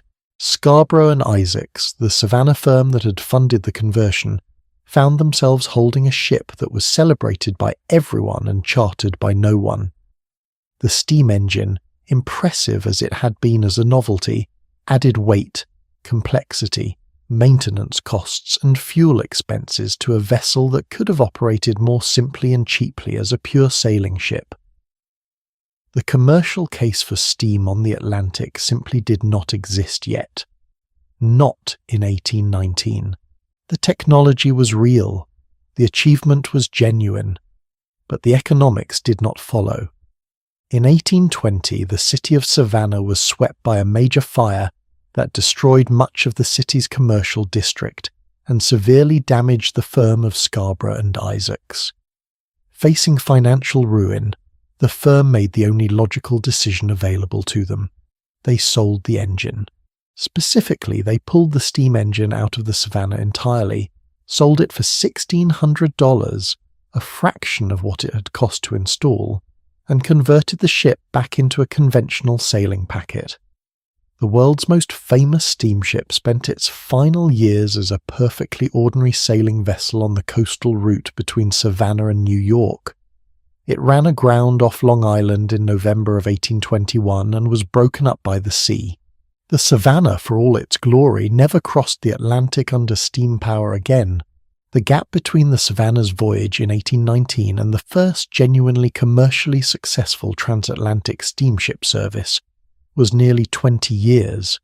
20 years. In the popular imagination, technological breakthroughs tend to feel like dominoes. One falls, and then everything else falls quickly after it. The Savannah crosses the Atlantic, and then immediately the age of steam begins. The reality was slower, messier, and considerably more human than that. Between 1819 and 1838, multiple attempts were made to establish regular steam service across the Atlantic. Most of them failed commercially.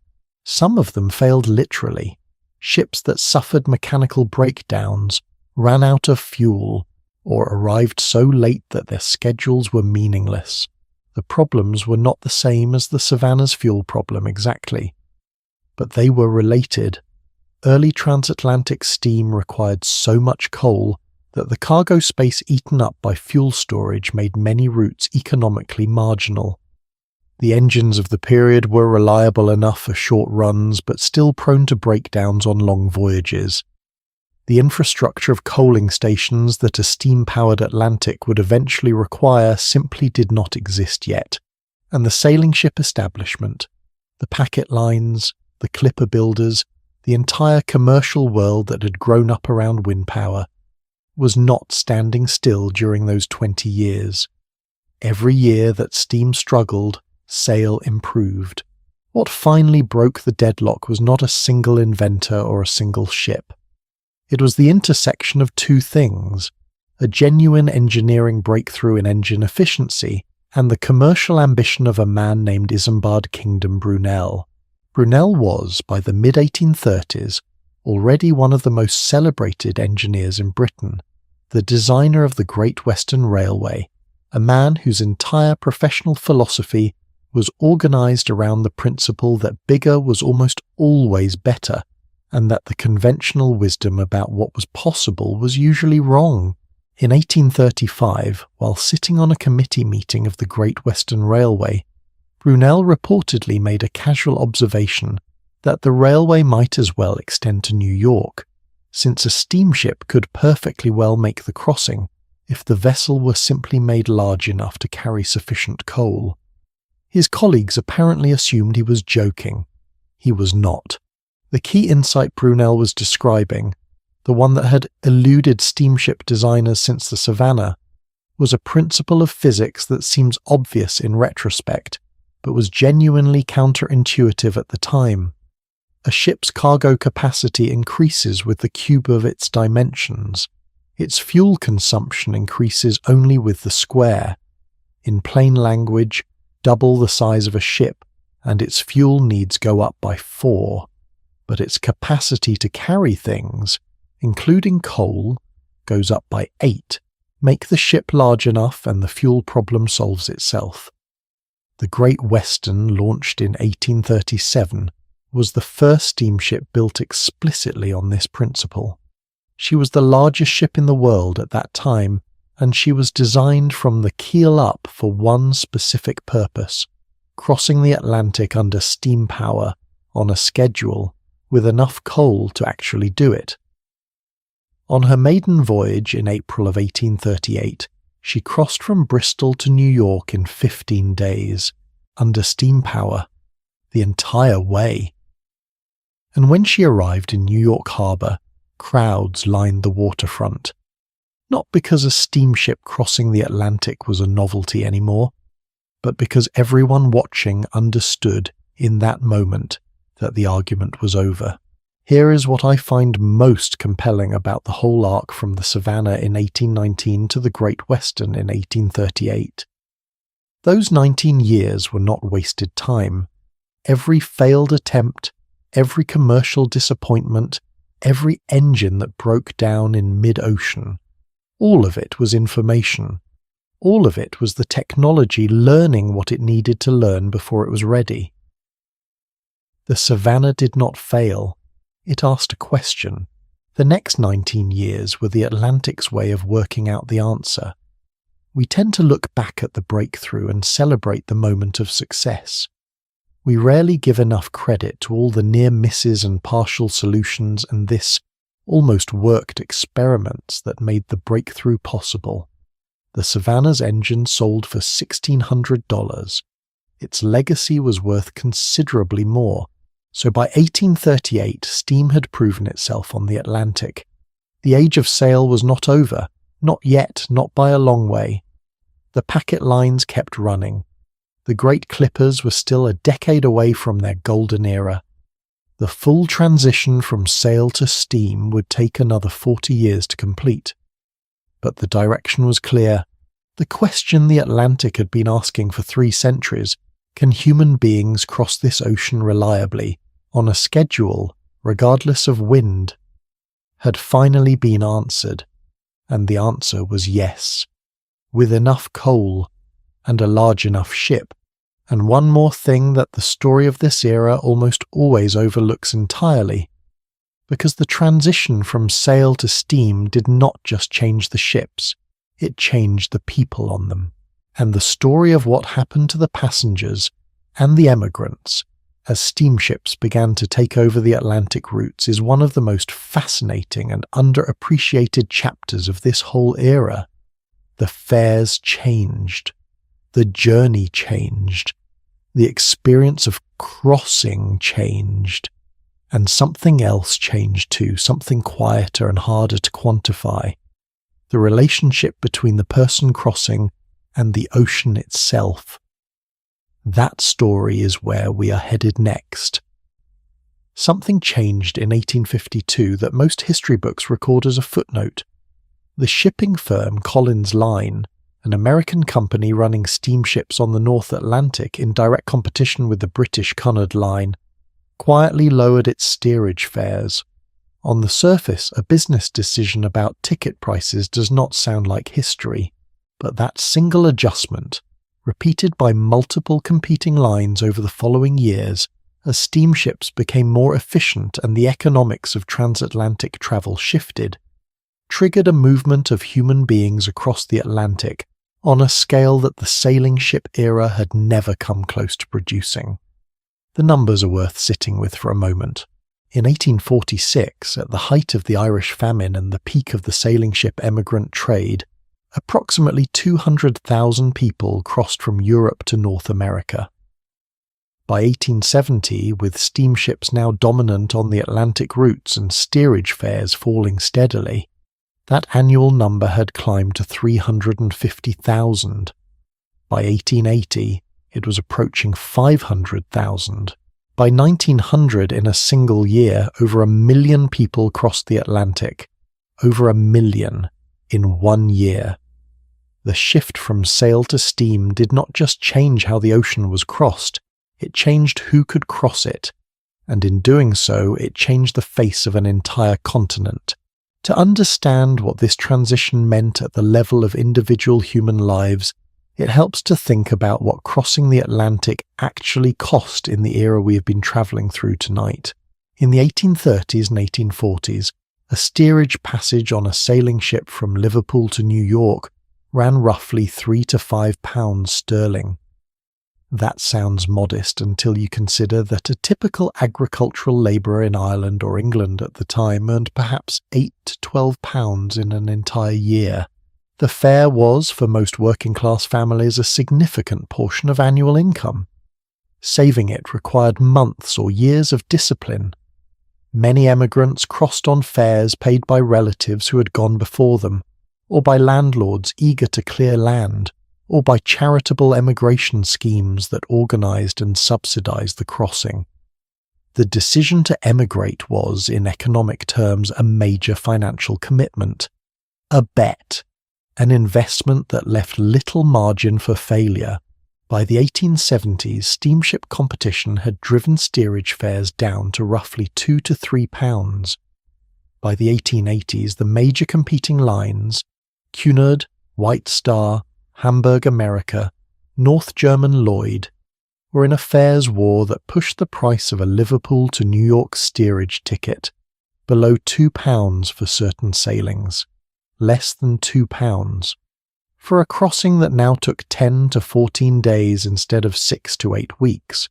In the space of roughly 40 years, the price of crossing the Atlantic had fallen by more than half, and the duration of the voyage had been cut to a fraction of what it had been. Pause on that for just a second, because I think we often talk about technological progress in abstract terms. Faster, cheaper, better.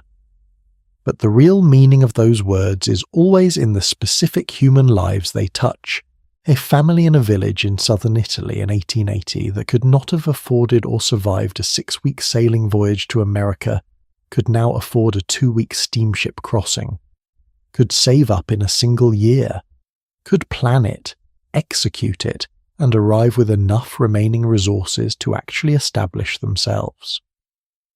The steamship did not just carry people across the ocean, it opened the door to people who had always been standing on the wrong side of it, but the steamship experience was not uniformly better than the sailing ship, not in every respect.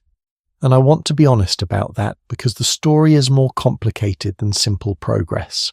The great irony of the steam era's early decades, particularly the period from 1850 to 1880 when emigrant traffic was exploding and shipping companies were competing primarily on price, is that conditions in steerage on many steamships were, in some documented cases, worse than they had been on the better-run sailing packets. Worse. Not because the technology was inferior, but because lower fares required lower costs, and the easiest costs to cut were the ones that affected the people least able to complain. A parliamentary investigation in Britain in 1873 examined conditions on emigrant steamships leaving Liverpool and documented findings that caused genuine public outcry. Inspectors found ships carrying steerage passengers in berths that were technically within legal minimums, but practically inhumane. The minimum having been set so low as to be almost meaningless. Ventilation was inadequate. The communal toilet facilities, this is being described in the polite language of parliamentary reporting, were grossly insufficient for the number of passengers carried. The food, while more reliably available than on the worst sailing ships, was often of poor quality. Inspectors noted that the contractual requirement for a daily ration of adequate provisions was being met in quantity while being comprehensively violated in spirit. One inspector wrote in his report that the steerage of several vessels he examined bore more resemblance to a cattle transport than to passenger accommodation. He meant this literally, not as a figure of speech. Some of these ships had recently carried livestock on the same route.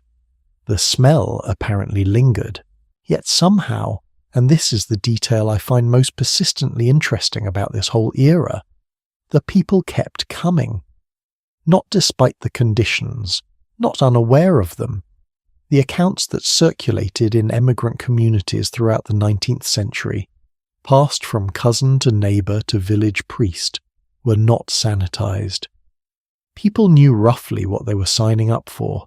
They came anyway, by the millions, and something happened to those millions of people during the crossing that is worth paying attention to because it shaped who they became on the other side. Social historians who have studied emigrant memoirs and letters from the steamship era have noted something that appears again and again in the accounts of people who made the crossing in steerage. The ship changed people, not in a grand or abstract sense, in a very practical, social, day-to-day sense. In steerage, you lived for 10 days or 2 weeks in a space the size of a large living room with perhaps 200 strangers.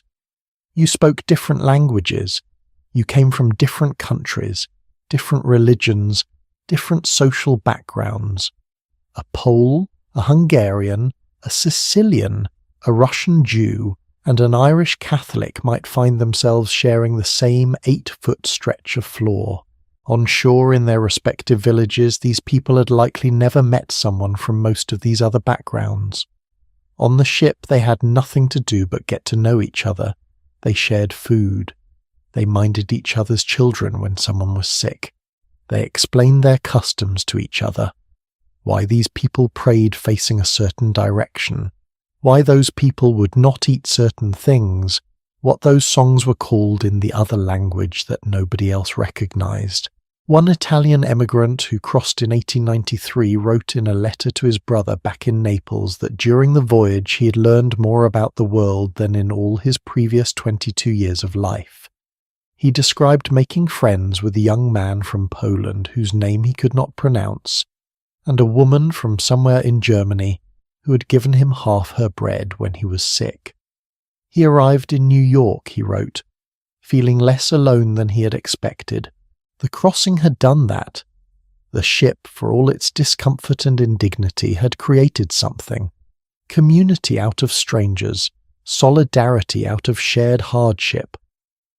I do not think it is an accident that so many of the immigrant communities that shaped American cities in the late 19th and early 20th centuries had roots that went back, at least in part, to those 10 days in steerage.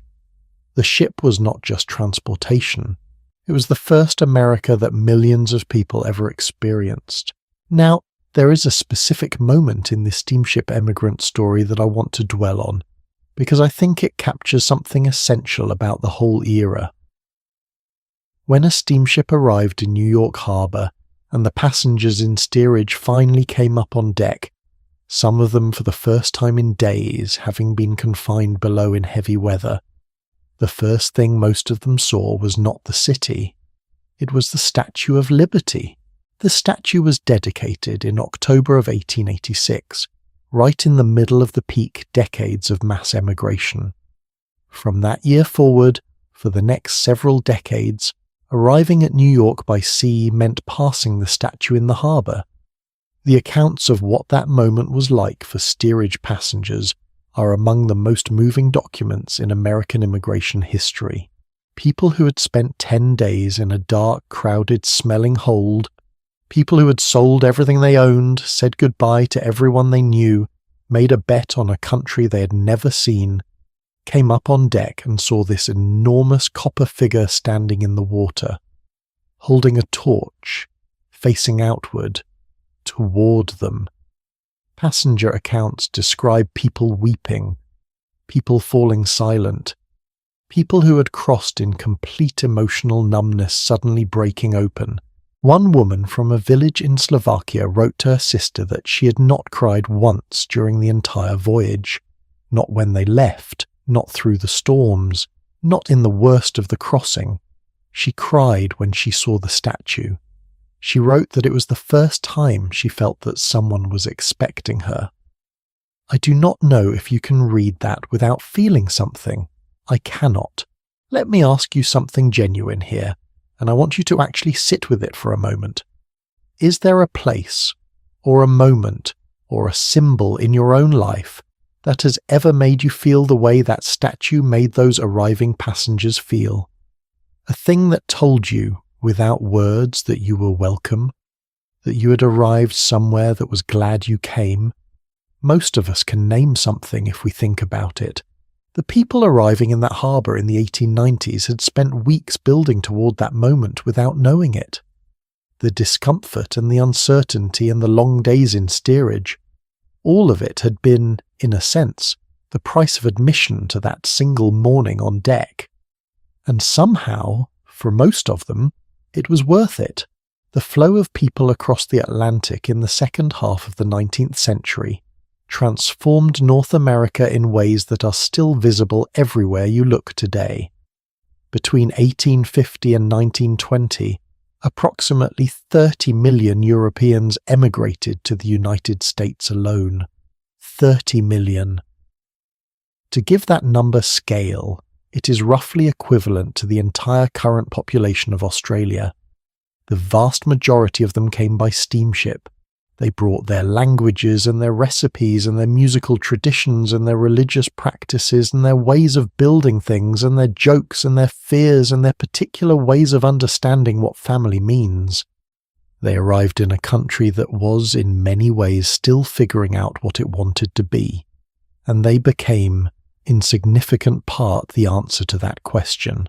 The Italian neighbourhoods and the Polish neighbourhoods and the Jewish neighbourhoods and the Irish neighbourhoods that shape the texture of American cities, the food, the music, the political traditions, the Catholic parishes and the Orthodox synagogues and the Lutheran churches built cheek by jowl on the same city blocks.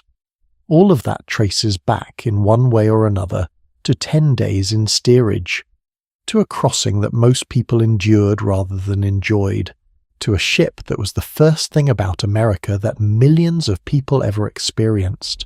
The sailing ship had carried people across the Atlantic. The steamship carried the world. And somewhere in the middle of all of this movement, all of this upheaval, all of this departure and arrival and transformation, something was quietly being lost. Not a technology, not a route, something harder to name, something about the relationship between a human being and the ocean they were crossing. When you crossed in a sailing ship, in all that discomfort and uncertainty and terrifying exposure to weather and wave, the Atlantic was real to you in a way that is difficult to describe. It was not background, it was not scenery, it was the thing you were up against, the thing that might, on any given night, decide whether you lived or died, and that relationship, that direct, unmediated confrontation with something vast and indifferent and genuinely powerful, left a mark on people that the steamship crossing, for all its comparative comfort, could never quite replicate. The sailors who had lived their whole lives on wooden ships under sail, who had learned to read the ocean the way other people read a face. Those men watched the steamships arrive and understood, in whatever way experienced people understand, that their moment has passed, that something was ending, not just their trade, a way of being in the world, a kind of knowledge that lived in the body rather than in books, and that loss, quiet, unheroic, unremarked in most of the histories, is where we're headed next. Because before we close the book on this era entirely, there is one more story I want to tell you. The story of what we gave up when we stopped sailing, and what we've spent the years since in ways we might not even recognize, quietly trying to get back. There is a word in Portuguese that does not translate cleanly into English. The word is saudade. It describes a longing for something you have lost, or perhaps for something you've never had, but somehow feel the absence of anyway.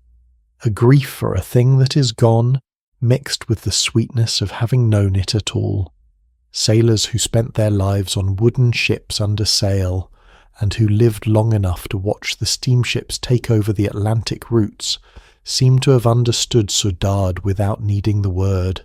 Their accounts from the 1850s, 60s and 70s, the journals, the letters, the interviews conducted by maritime historians before the last of them died, describe a loss that is genuinely difficult to categorize. It was not nostalgia for the hardship. Nobody missed the scurvy or the storms or the watches in freezing rain at 2 a.m. It was something more specific than that, something harder to name precisely. They missed what the ocean had required of them, and I have been thinking, as we have travelled through this whole story together tonight, that understanding what they lost might be one of the most quietly relevant things about this entire era for the world we're living in right now. Let me try to describe what sailing knowledge actually was, because I think most of us underestimate it in a way that matters. A fully trained master mariner in the age of sail, a captain who had spent 20 or 30 years on the Atlantic, carried in his body and his mind a body of knowledge that is almost impossible to fully enumerate. He could read a cloud formation and tell you, with reasonable accuracy, what weather it was likely to produce and how many hours away it was. Not because he had studied meteorology from a textbook, because he had watched clouds for 30 years from the deck of a ship where being wrong had consequences. He could feel, through the soles of his feet on the deck, subtle changes in the motion of the hull that told him something about the sea state below the surface horizon. The way a long, low swell moved differently from a short, steep chop, the particular rhythm that preceded a backing wind. He could look at the colour of the water, the specific shade of blue-green that appeared over certain banks, the brown tinge near river outflows, the oily shimmer that sometimes preceded calm, and derive information about his position that supplemented or corrected his navigational calculations. He knew the sky at night the way urban people today know the layout of their city. Not just the navigation stars, the texture of the whole thing, the way certain star clusters looked when weather was coming, the colour of moonrise in different seasons, the particular quality of darkness that preceded dawn at different latitudes. None of this knowledge existed in books.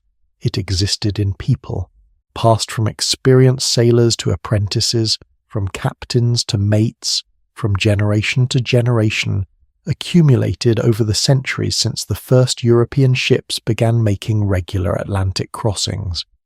And when the steamships took over, when the engine replaced the need to read the wind, when the compass and the chronometer replaced the need to read the sky, when the schedule replaced the need to read the ocean's moods, that knowledge began, slowly and then quickly, to disappear. Not because it was wrong, because it was no longer needed. The speed of the transition was remarkable.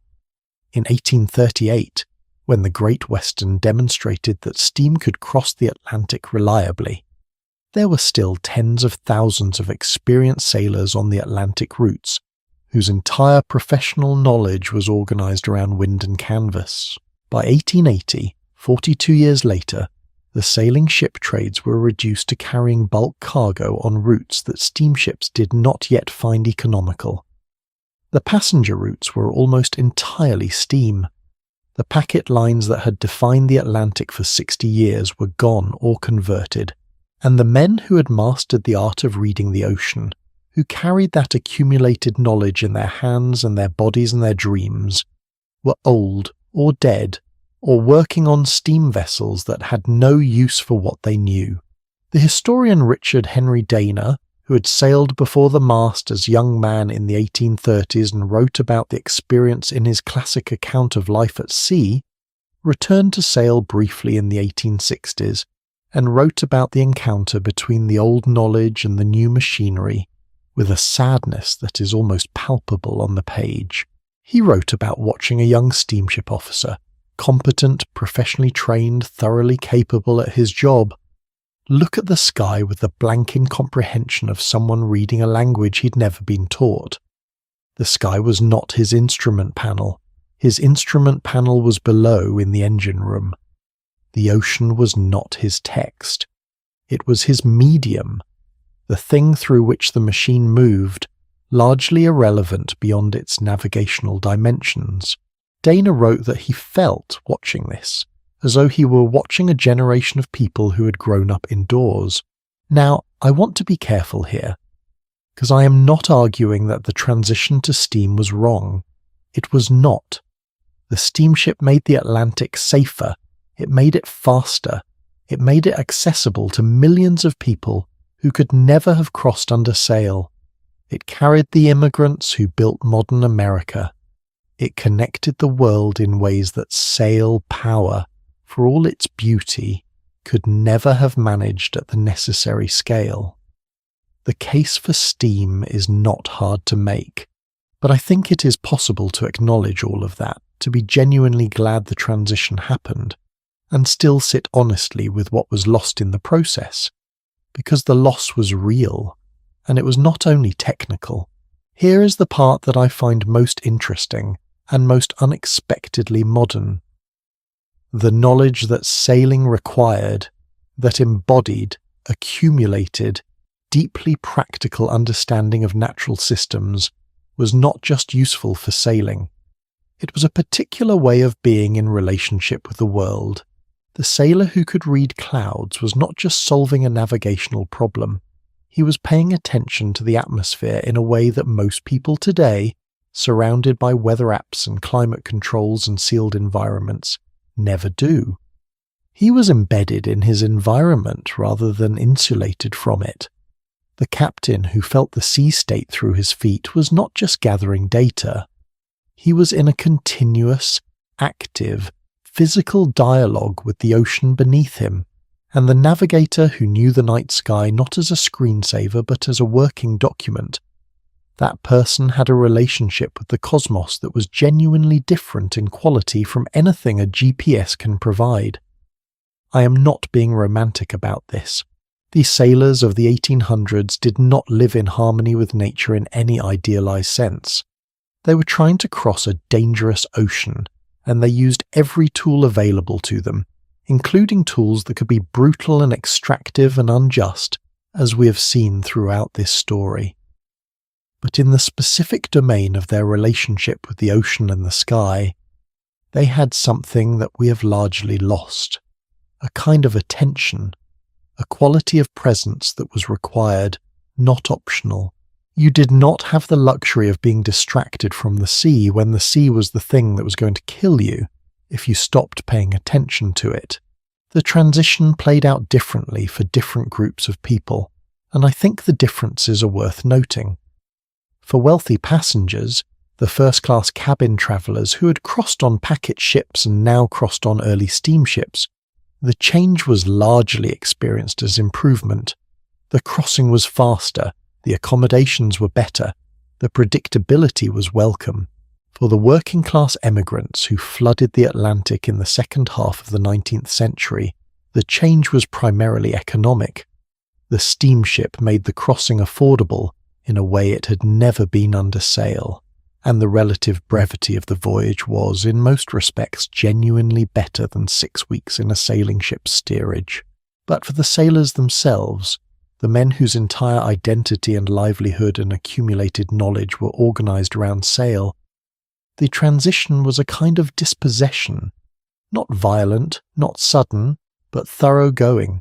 The maritime labour historian Marcus Rediker has written about the culture of the deep-sea sailing crew as one of the most distinctive working cultures in human history, a world with its own language, its own hierarchies, its own customs and rituals and songs, its own particular brand of solidarity forged by shared danger in isolated conditions. That culture did not disappear instantly when steam arrived. It lingered in the remaining sail trades for decades, but it was displaced from the centre of Atlantic life, and the knowledge it carried, practical, physical, deeply accumulated over centuries, was displaced with it. By 1900 there were still old sailors alive who had learned their trade in the last great years of sail. Men in their 70s and 80s who had rounded Cape Horn under canvas, who had spent months at sea without sight of land, who had navigated by stars and clouds and the colour of the water. Within a generation, most of that knowledge was gone, not written down, not formally archived, just gone, the way knowledge goes when the people who carry it in their bodies are gone.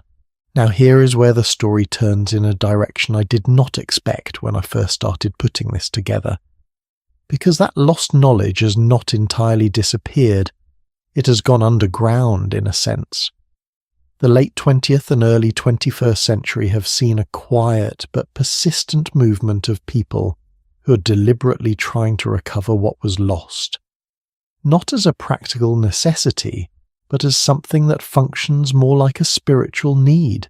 Ocean sailing as a sport and a pastime has grown enormously since the 1970s. Not motor cruising, actual sailing, under canvas, reading the wind, navigating by stars when possible, learning to feel the boat's motion as information rather than inconvenience. The people drawn to this, and I have read enough of their accounts to notice a pattern, are not in most cases primarily interested in speed or competition. They are interested in what happens to them when they remove the mediation, when there is no engine to start if the wind fails, when the sky is not just scenery but genuinely matters, when the ocean is not background but foreground. They describe something that happens, usually after several days at sea, that is difficult to explain to people who've not experienced it. A shift in awareness, a quality of attention that they do not have access to on land in ordinary life, surrounded by devices and schedules and the comfortable noise of modern existence. One solo sailor who crossed the Atlantic single-handed in 1987 wrote that by the 10th day at sea, he had stopped thinking about work, or money, or relationships, or any of the things that occupied his mind in ordinary life. He wrote that the ocean had, simply and without ceremony, taken those things from him, not permanently, just for the duration, and in their absence, he found something he described as difficult to name, a clarity, a stillness, a sense of being exactly where he was supposed to be. He wrote that he finally understood, 10 days out of the Canary Islands, why sailors in the age of sail had been so difficult to keep on shore. The ocean gives something back that ordinary life takes away. I have been thinking about this for weeks now, and I keep arriving at the same place. The people who crossed the Atlantic in wooden ships in the 1700s and 1800s were not, in most cases, choosing the experience. They were choosing the destination. The crossing was the price, and yet, for many of them, in spite of the hardship, in spite of the fear, in spite of the weevils in the biscuits and the storms and the weeks of confinement, something happened during the crossing that marked them. Not just immigrants writing home about seeing the Statue of Liberty. Not just emigrants describing the friendships formed in steerage. Something more fundamental. The experience of being fully present to something larger than themselves, with no way to look away from it, for weeks at a time. The experience of understanding, in a physical and unignorable way, that the world is not arranged for human convenience, that the ocean does not care about your schedule, that the wind will do what the wind will do, and that sometimes, not always, but sometimes, the most important journey is not the fastest one. We're getting close to the end of tonight's story, not because the history stops. It never stops. It just becomes a different history.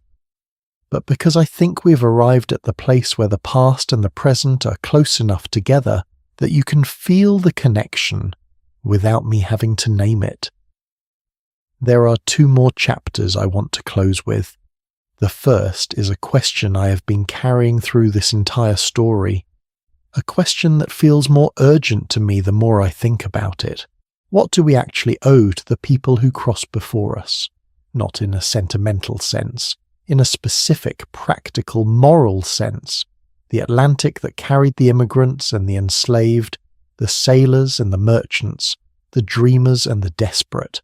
That ocean sits between where we are and where we come from, and the people who crossed it did not just make a journey, they made us. The second chapter is a kind of answer, or at least a beginning of one. Come with me. We are almost home. Somewhere off the coast of Newfoundland, in water that is cold enough to be dangerous even in July, there's a stretch of ocean that historians and maritime archaeologists have spent decades studying. It is called the Graveyard of the Atlantic, not because of one disaster, because of hundreds of them, accumulated over 3 centuries of crossings in an era when ships made of wood and driven by wind were attempting to navigate one of the most treacherous convergences of current and weather and ice on Earth.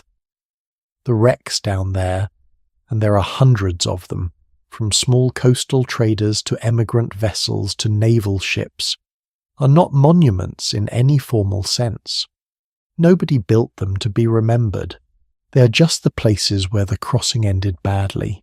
And yet every time I think about them, sitting on the ocean floor in the cold dark with the fish moving through what were once holds and cabins and the spaces where people lived and hoped and feared, I feel something that I want to try to describe before we finish tonight. Those wrecks are the underside of every success story we tell about the Atlantic crossing, every family that arrived, every immigrant who built a life, every letter that made it home, every dream that was eventually imperfectly, partially realized on the other side of the ocean. Behind all of it, like a shadow, are the crossings that did not make it, the ships that are still down there, the trunks at the bottom of the sea. What do we owe to the people who crossed the Atlantic before us? I have been carrying this question through every chapter of tonight's story, and I want to sit with it properly now, because I think it deserves more than a passing mention. The temptation, when we tell the story of the Atlantic crossing, is to organize it as a success narrative. People came, America was built, the modern world emerged, progress happened, and all of that is true, as far as it goes. But the full accounting is considerably more complicated. The cotton fields that made the early American economy viable were worked by people who did not choose to come across the Atlantic. The wealth that funded the expansion of European trade, that financed the shipyards that built the packet ships and eventually the steamships, was extracted from bodies and labour that had no voice in the arrangement. The land that the immigrants arrived to was not empty. It belonged to people whose relationship to the continent went back thousands of years before a single European ship appeared on the horizon. The sailors who drove the packet ships through winter storms on a schedule, the men sometimes dragged on board drunk and delivered to a ship they had not chosen, did not share equally in the profits their labour generated. I am not making a political argument here. I am making a historical one. The Atlantic crossing across the full sweep of the era we've been exploring tonight was not experienced equally by everyone it touched, and the world that it built, our world, the one we are living in right now, tonight, wherever you are listening to this, carries all of those histories inside it. Not as a burden necessarily, but as a fact. And facts, I have always believed, are better faced than avoided. Because the people who crossed that ocean, all of them, in all of their different circumstances, were real. They had names. They had people they loved. They had dreams that were specific and small and human and recognizable. The woman from Slovakia who cried when she saw the Statue of Liberty, she had a name. She had a village she left and probably spent the rest of her life missing at certain times of year, in certain kinds of light. The man from the Igbo people, taken from his home village at 11 years old, who became Olaudah Equiano, and whose words we still have, he had a sister. He was separated from her almost immediately after their capture, and never found her again. That is not history. That is a And so are the 2,000 sailors who went down with Admiral Shovel's fleet off the Scilly Isles in 1707. And so are the 132 people thrown from the Zong. And so are the families on the Ocean Monarch, burning 3 hours out of Liverpool, with the Welsh coast still visible behind them. They were all real. They all crossed, or tried to cross, the same 3,000 miles of water, and what we owe them, at minimum, is the honesty to remember them as people, rather than as the scenery of someone else's success story.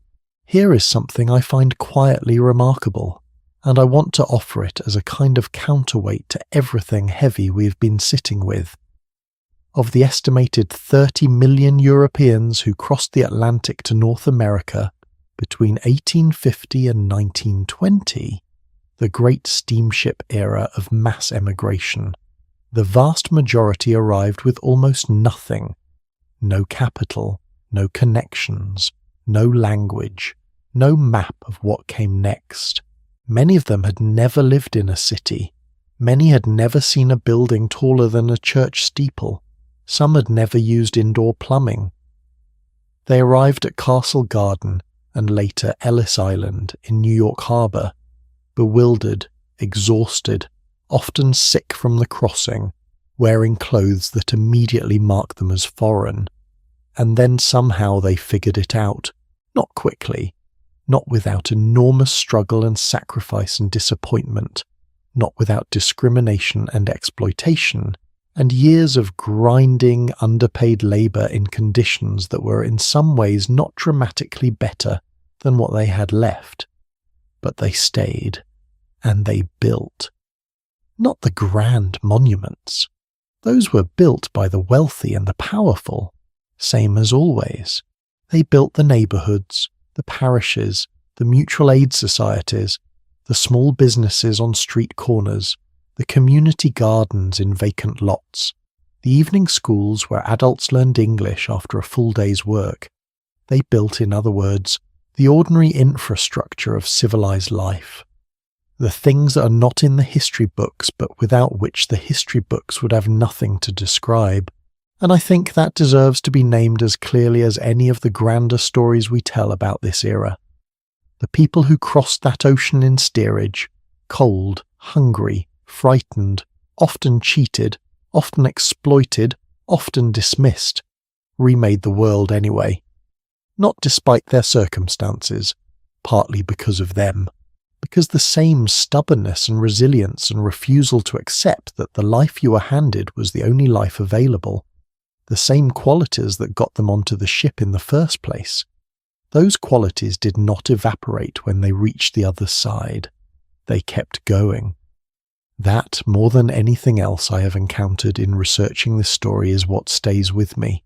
Let me tell you about one specific person whose story I've been saving for the end. Her name was Annie Moore. She was born in County Cork, Ireland, in approximately 1874. On the first day of January 1892, she became the first person to be processed as an immigrant through the newly opened Ellis Island Immigration Station in New York Harbor. She was 17 years old.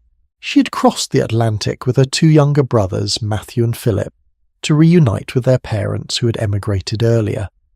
The voyage had taken 12 days.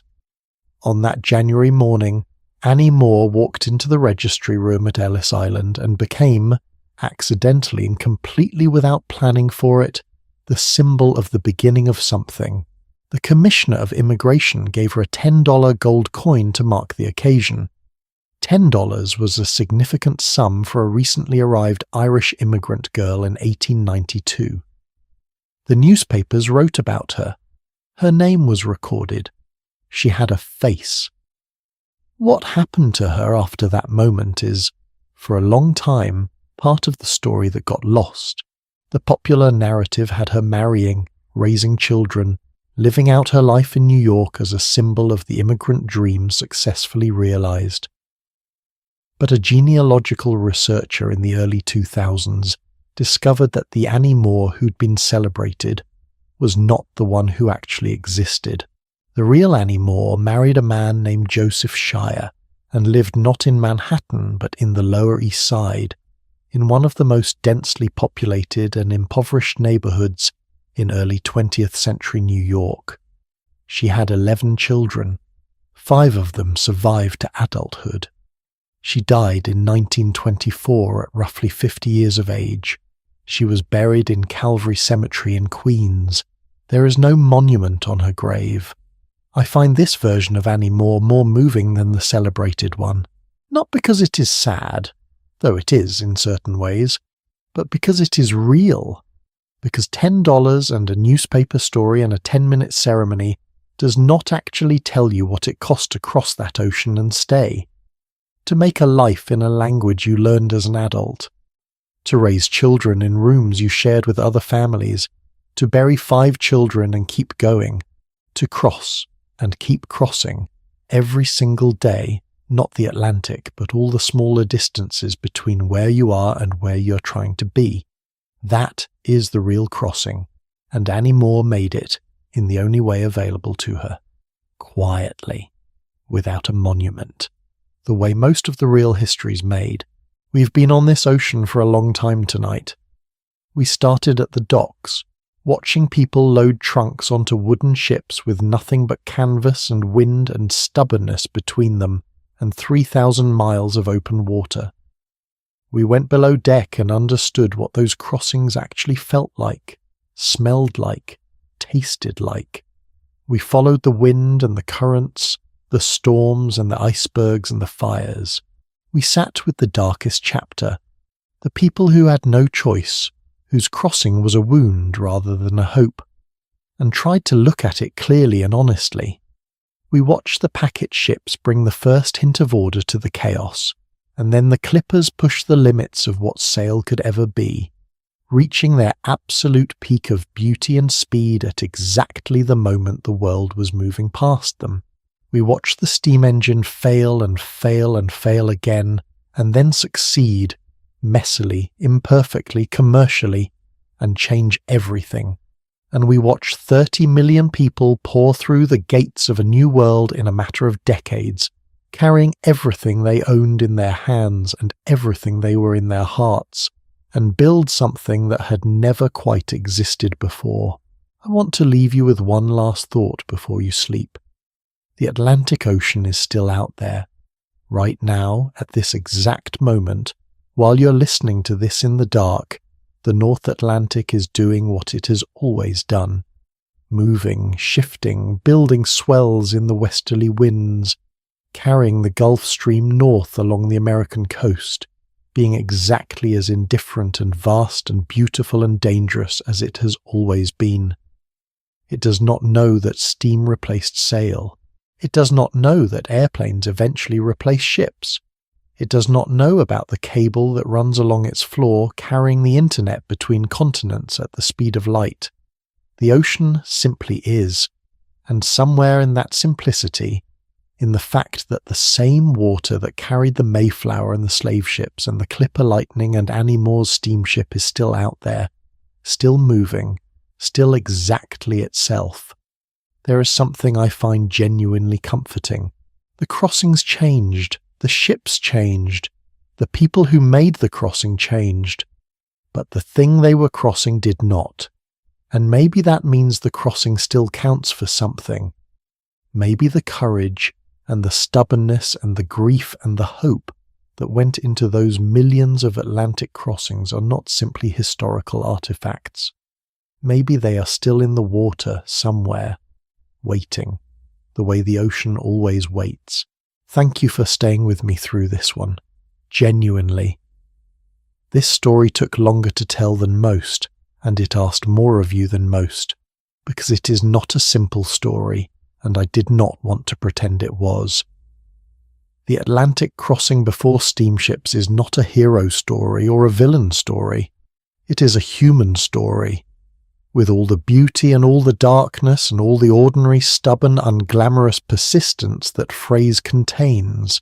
If something we talked about tonight stayed with you, a name, a detail, a moment that landed differently than you expected, I would love to hear about it in the comments.